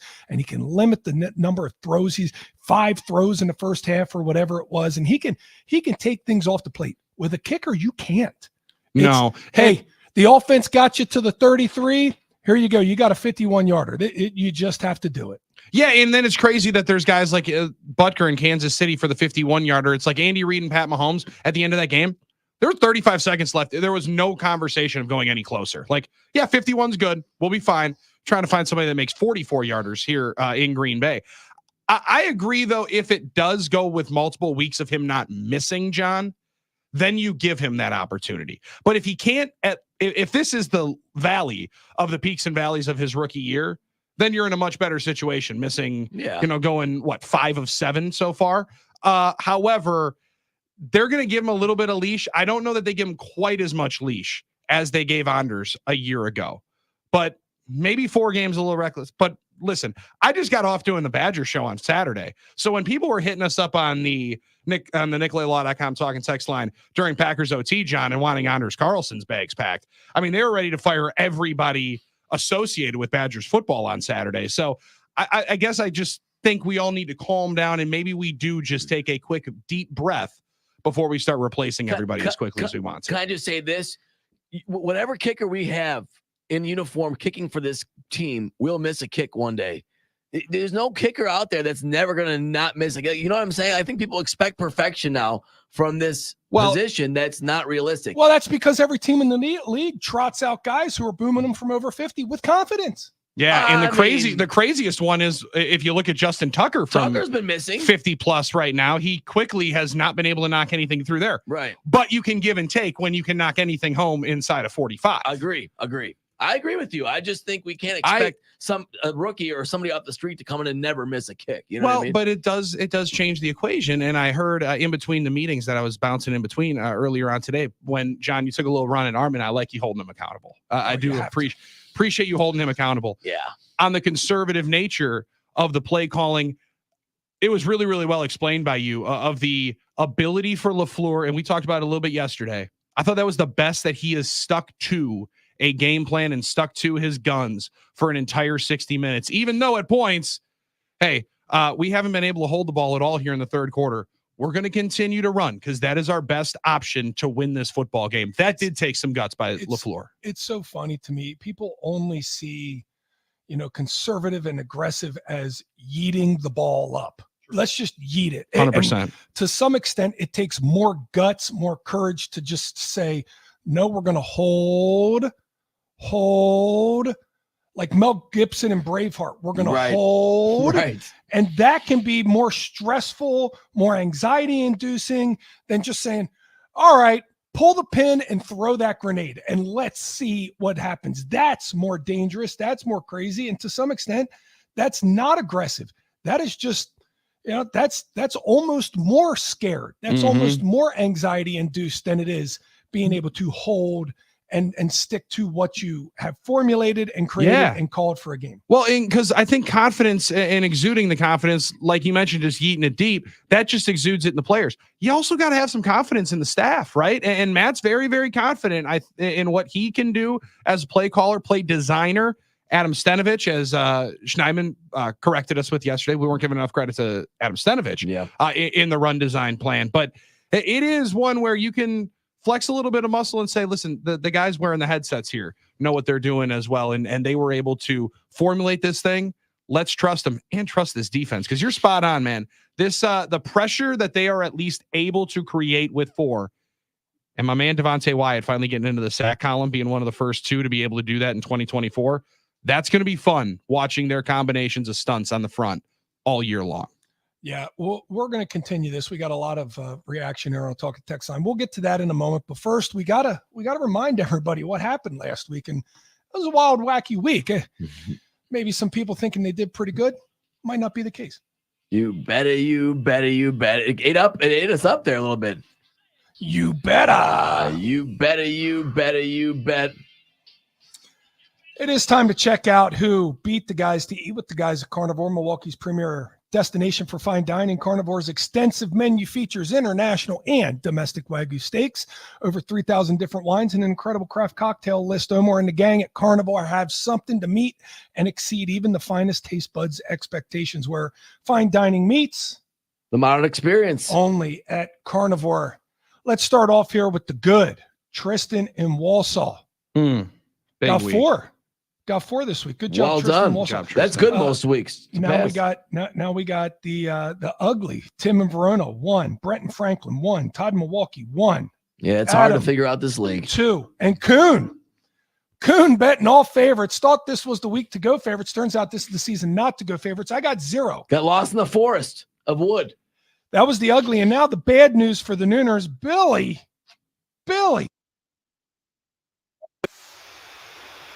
Yes. Got the bonus point 6. Oh no. Is that not what we were supposed to do here? Is that not what we were supposed to do here? Give out winners all over the place? Listen, my goodness, I'm so sorry. I know why Billy hustled to get back here in time. I have no clue why. To be able to dunk on that opportunity for a perfect 6-pack. So Billy ran the table. I just hope you put a parlay on that down, because man, you ran the table on that one. Woo. Billy ran the table, got 6. That means no Nooners are in. But guess what, guys? Nooners? The good news for all of you guys is you get to try again next month. Better in the news. Meantime, I got better news, actually. Better news. Well, we do have a caller here that called in, but I do have confirmation of a text winner from last week's prediction. Laser Mike had 17-10. There's no way anybody beat that because nobody had 16-10. Did you check out Jew? Yes. Milwaukee? Yeah. No, that was false. He was just playing joke on me. There was no message. No message confirmed from him. So, sorry, Laser Mike, 17-10. That's a 1-point deviation. You can't beat that. You could tie it, but you can't beat it.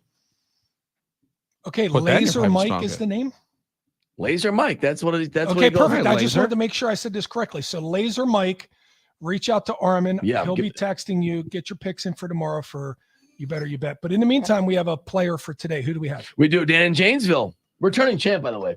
Okay. Ooh, okay. Had himself a good time. Got ourselves a returning champ. Dan in Janesville. Dan, you're on 9 to noon. You ready to make some picks?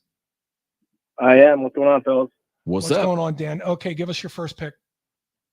All right. We got all road teams, the Texans.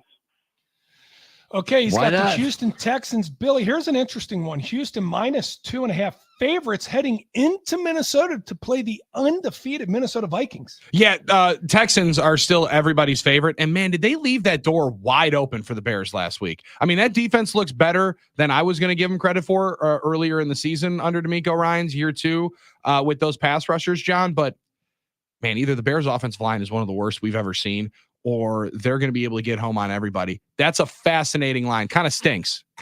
But I was accused of being a Viking fan yesterday, so I'm not going to say wrong team favorite. It's a scary one. Sounds like a sucker bet. Houston -2.5 at Minnesota. All right, Dan, your next pick.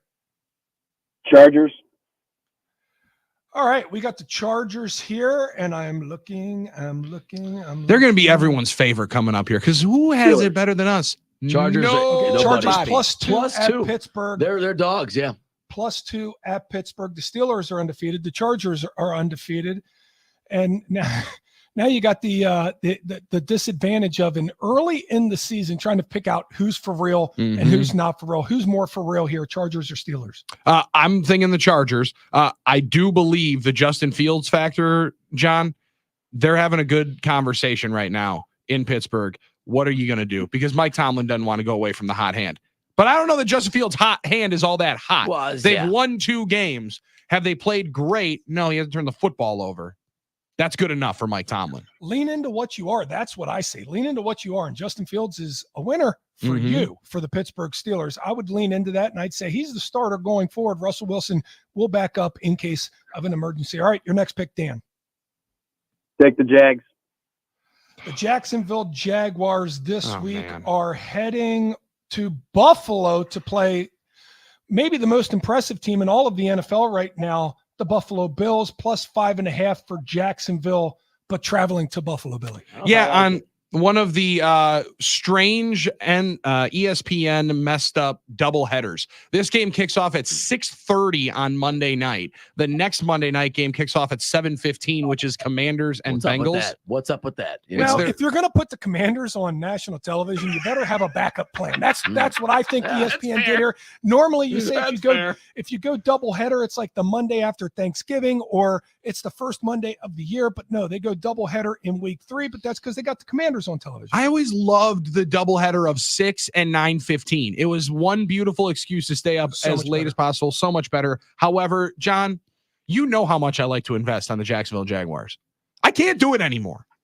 I think I'm finally hit my breaking point with the Jacksonville Jaguars. They feel like one of the biggest sucker bets of all time. Yeah.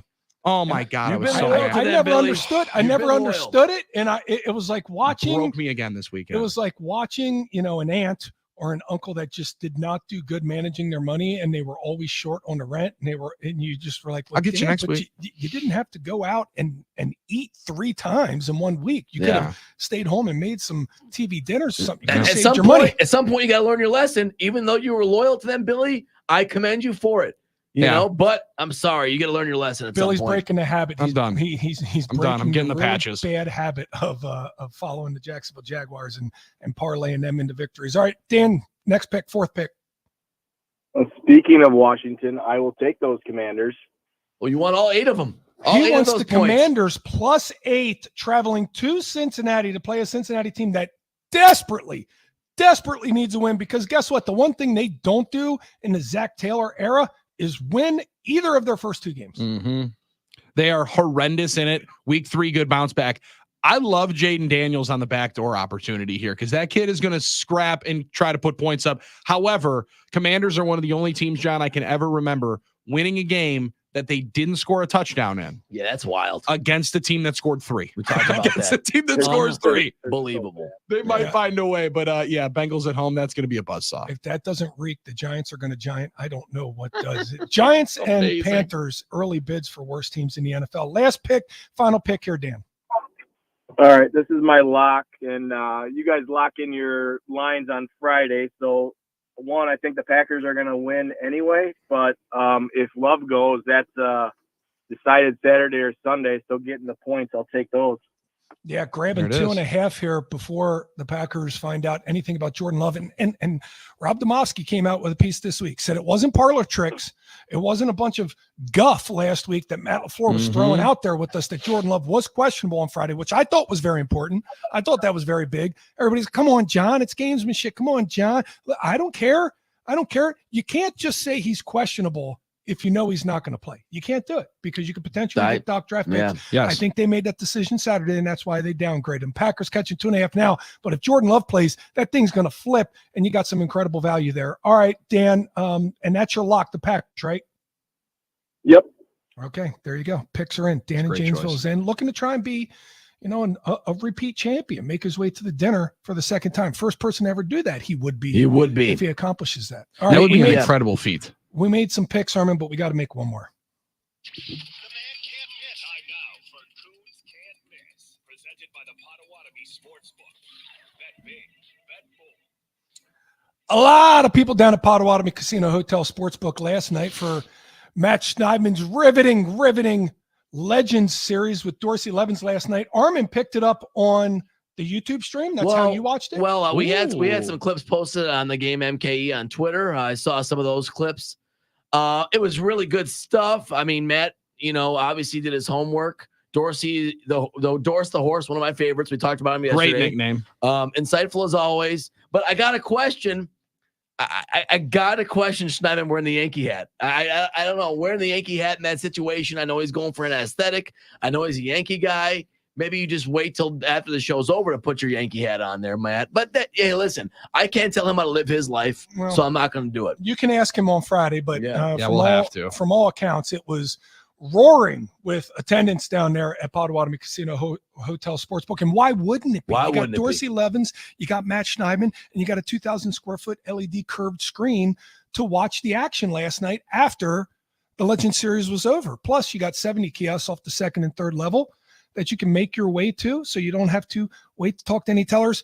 And you got the Coon Dog on the menu down there, which I just heard the Coon Dog doing very, very well down there. Doing very well. It's a must-have. I like to hear that. And like I said, John, they got it on there with the you can add with the side now for $12. I mean, that's a good deal.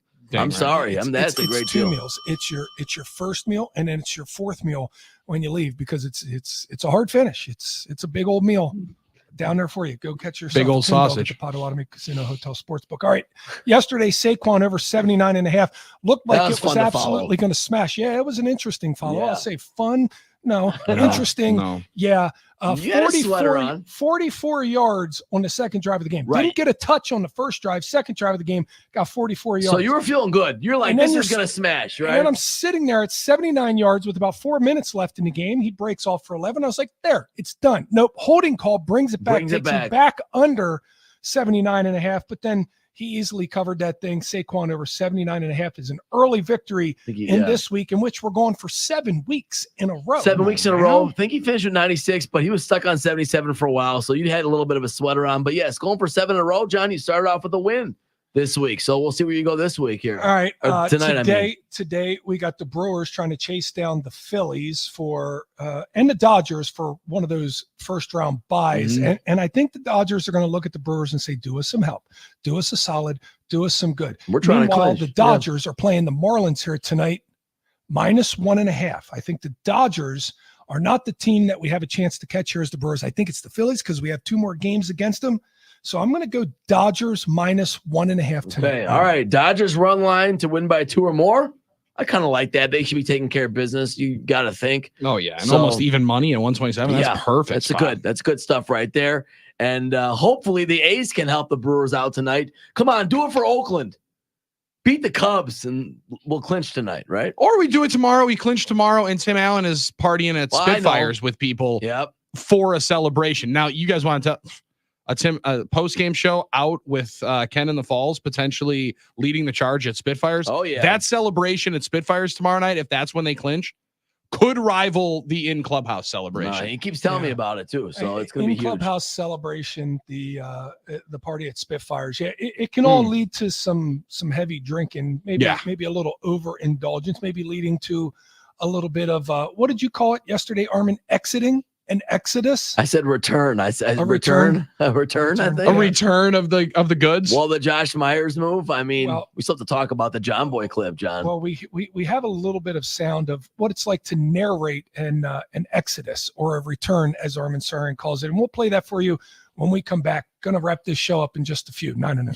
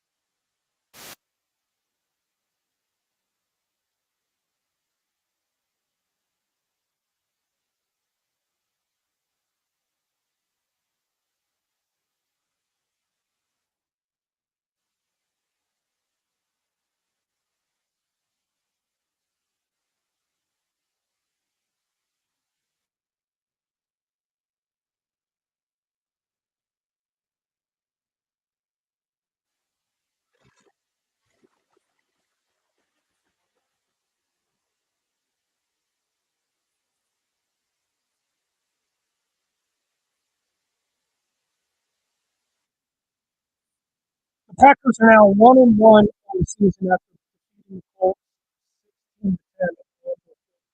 Josh Myers is 2-0. What do I mean by 2-0 and playing football games and returning on the football field, the game field during the game. Now, this didn't make it to air in Brazil. Josh Myers also returned on the field in Brazil. And now, and I didn't realize that.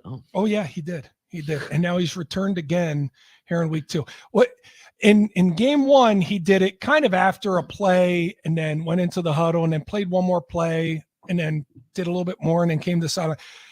You have what's called just notorious pukers. Oh yeah, 100%. I mean, every football team has at least one. Well, Adrian Hauser was that guy for the Brewers. Yeah, he did a couple times on the mound. Yeah, on the mound. Yep. Well, that's wild to do it on the mound during a baseball game. I mean, that's crazy. You're right in front of everybody, you know. But. Maybe crazier is doing it as a center. Now, I've known a lot of guys to do this. Normally, it happens on the sideline, a bucket, or it happens. You know, rarely does it happen during the game, but sometimes it doesn't. Josh Myers is 2 for 2 on the field during the game of doing this. And this latest one happened right before he snapped the football. And Billy, John Boy from John Boy Media, he's spectacular at doing the baseball lip reading, which we love. Excellent stuff. He has a phenomenal breakdown of this. And Norman, go ahead and play it.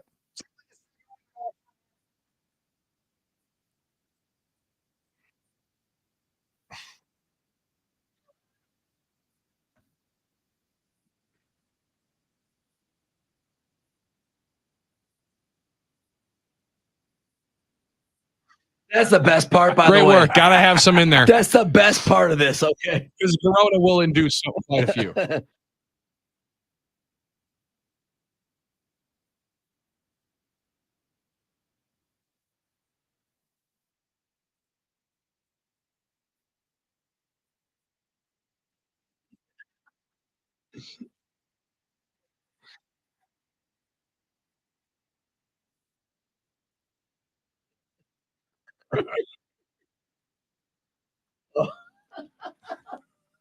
Forgot about that part. Yikes. All right. Oh, we're good. We're There it good. is. Yeah.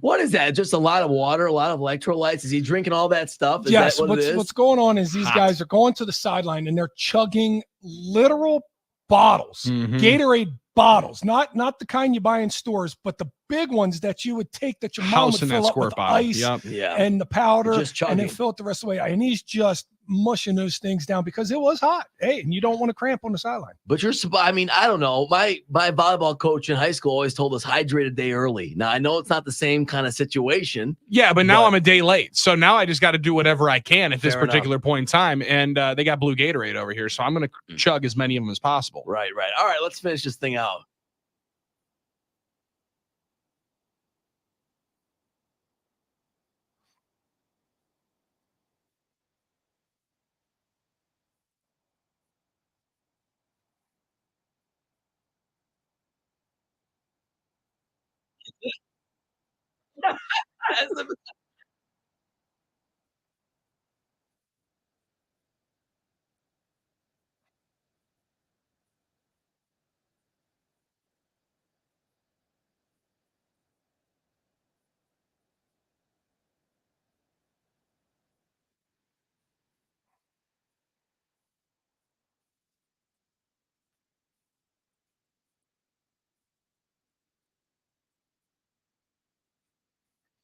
All right, we don't have that. There it is. Again. Not gross at all. We don't have the ad again, but that was a great breakdown by John Boy, no doubt about it. He's the GOAT. He's one of the best these days. So, correct me if I'm wrong. TV copy, they showed this, correct? So you saw it. I did not see it off the TV copy because I didn't see it off the naked eye. Well, you have to catch it. I mean, you could have seen it on TV. I saw it the next like couple minutes when Cheesehead TV pulled up the video, John, of the third down one. Until the breakdown yesterday, I didn't realize he threw up on second down too. Oh yeah, I had only seen him throw up on third down, snap, go right into pass pro. So I wasn't giving him credit for snap right into a run block as well on second down, which might even be tougher. What's great about this is Taylor Rogers, our producer up top here for the broadcast, goes, I think just Josh Myers this was after second down, just threw up. I said, oh yeah, he definitely did. He did that in Brazil too. And he's, hey, might make for a good hit. We're going to come down to you. Womp. Did it there on third down, but it turned into, a running, scrambling play. I had no idea Malik was trying to dry his hand that was so good. On the drop. Let me get this little bit of vomit off of my hand before I throw. Maybe that, everyone's saying we were conservative. Like that play could have been the deep ball. Who knows? Could have been. And Taylor, great job. Eagle eyes. He saw that's that, great man. work by him. Yeah, that's pretty impressive work. I was trying to fit it in the rest of the game, but it's like once you get like 5 minutes away from the puke, you can't really fit it back in. Yeah, then it seems like you're just trying to make gross people out by bringing it back out. JR's right. You got to be mentally tough to not false start there. I mean, think about that. You are up chucking. I mean, you are. Or on the defensive side, if all of a sudden I'm like, that's my gap. Oh, not anymore. What's crazy? This is what's worse. A guy throws up because I've been on the football field where a guy throws up and then you just have to play and you're like, man, keep going. Yeah. By the way, Josh Jacobs got tackled right where the vomit was on second down. He just went right down to where the vomit is. Yeah. Again, it's just water. It's just Gatorade. There's no chunks left in this, and it doesn't smell like an old classroom with the sawdust on top of it. Okay, it's just water. It's just cedar chips on it. Yeah, I had to do that. I never understood that in school. They Never come in sense. and it's like, can you clean it up? Well, first I have to put the stuff from the hamster cage on top of it. It's like, no, get it out because the classroom reeks just right terrible. Now. And then everybody's looking at little out of here. And everyone's looking at little Timmy, and he's still got some like right on his shirt, and he didn't obviously bring a change of clothes, so he's just sitting there for the rest of the day. And you really don't want to be sitting next to him at the next class. Well, Billy, I've been there. So we had this guy throw up on the field, and you're like, man, I'm gonna have to block that guy, or man, he's gonna try and tackle me, or something like that. But what's worse than that? I promise you, it's worse than this. You could take that and get up and walk away from that guy. What's worse are the guys that you can tell didn't put deodorant on for like a week. They take you down. The stinky guys that tackle you, and then you smell like them for the rest of the game. You will smell like them. If you have to block somebody who didn't, whose hygiene was not up to snuff, and hadn't for a couple days, and you spent longer than 3 seconds engaged with them. Now you smell it the rest of the game, and you're looking at people on the bench, and you're like, I promise, it's not me. It was the guy I blocked out there. It was the guy who tackled me out there. It is not me. Don't look at me like that. I did not do this today. At least players at a certain level, John, you don't have to watch your stuff, because the guy that didn't take a shower, in practice growing up, he never took his pads home. So you're going up during team, and this guy's stuff is just rancid, sitting there for 3 weeks. And we got a couple of those kids on the offensive line. We had to say, hey, buddy, you got to take that thing home. You got to take that thing home, or don't come tomorrow, because we don't need that here. We're going to take this thing home when we come back, wrap up this show, get a quick trip take of the day, see what Armin picks out from the Talking Text line. He's already picked out a winner for You Better You Bet, and we'll see what he picks out for the take of the day. Wrap this thing up and head for home when we return 9 and 9.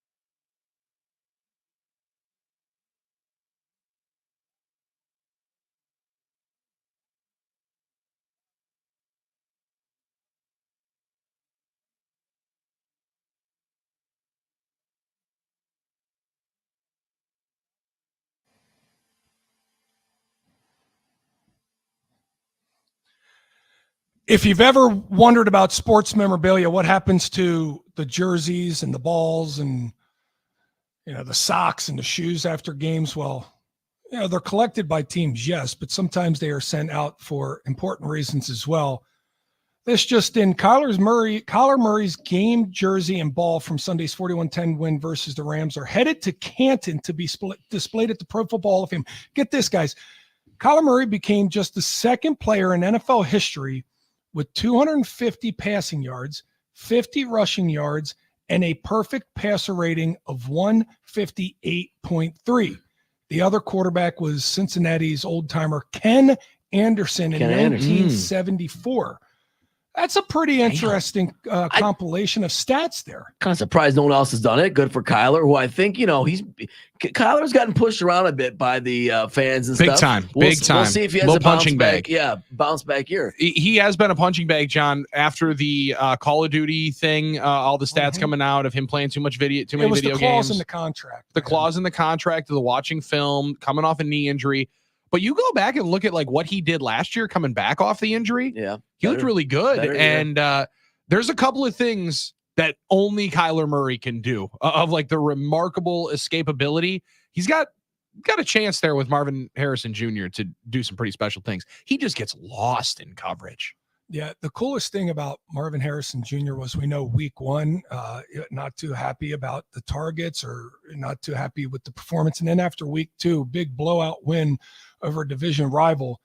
And he said, was it great to score touchdowns or was it great to, have the production you had? He said, well, until I saw Kyler Murray's stat line and saw that he had 4 incompletions and they were all in my direction.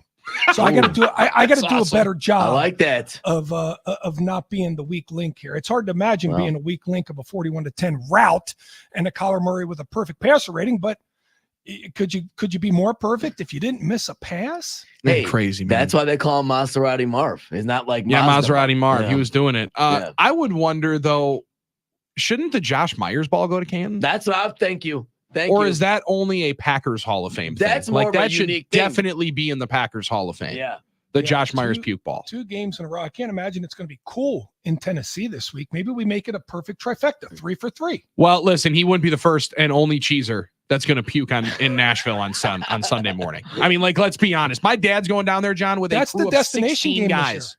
Billy, that's the destination game this year. Last year was Vegas, right? Yep, Vegas last year. This year, Tennessee. I mean, Tennessee's pretty high on the destination bucket list. It's so much fun. It's so much fun. It is so dangerous how much fun Nashville is, especially with the stadium only being a mile away, kind of across the river. Yeah, my pops is going down there with 16 dudes. They rented the RV last time. That's a group. They're getting a huge Airbnb this time. It's going to be a crew. It's like a bachelor party for your pop. That's a squad. 100%. That's a squad. 100%. Not a lot of bachelor parties have a squad like that even. I mean, yeah, they roll deep, man. Double digits each time. This is the crew that went to Cincinnati a couple of years ago when we got the Airbnb almost broken into.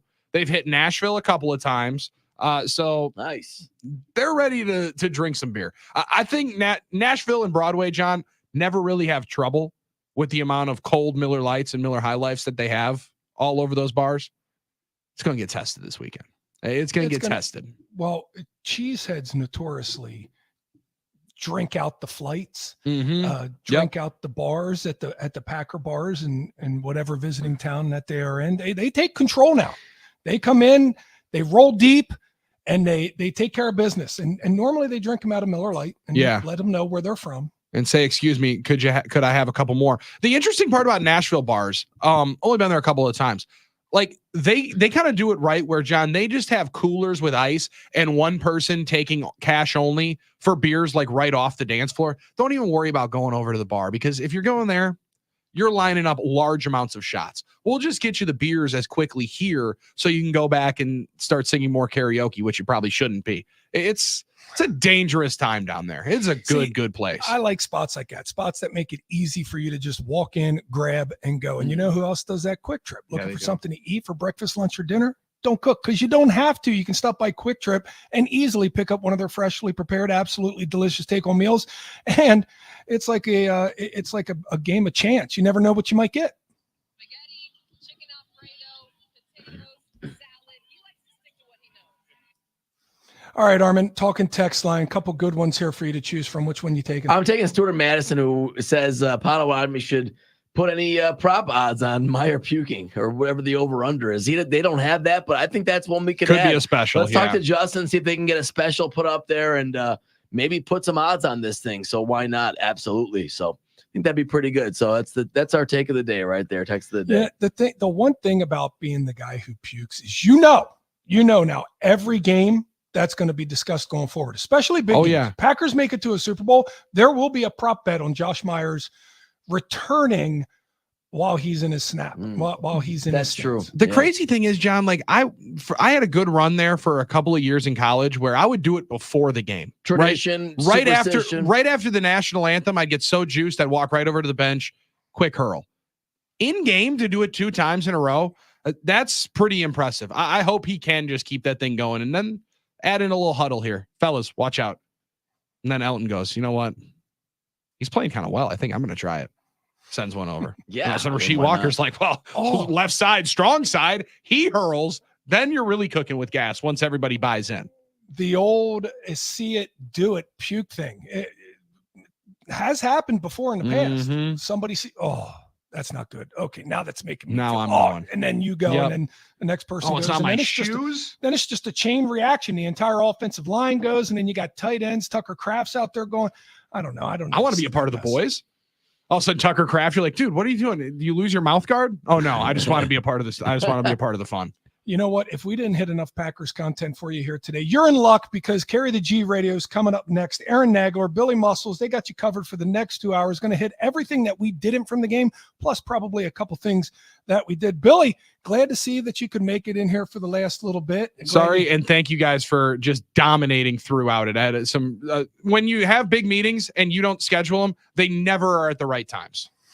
Never at the right times. No problem at all. That's what we do. We all step up when the starting quarterback is down, and we do a little heavy lifting. That's what we did here today, and we'll do it again tomorrow when you're on load management. But Carry the G Radio is next. Stick around, 9 to noon.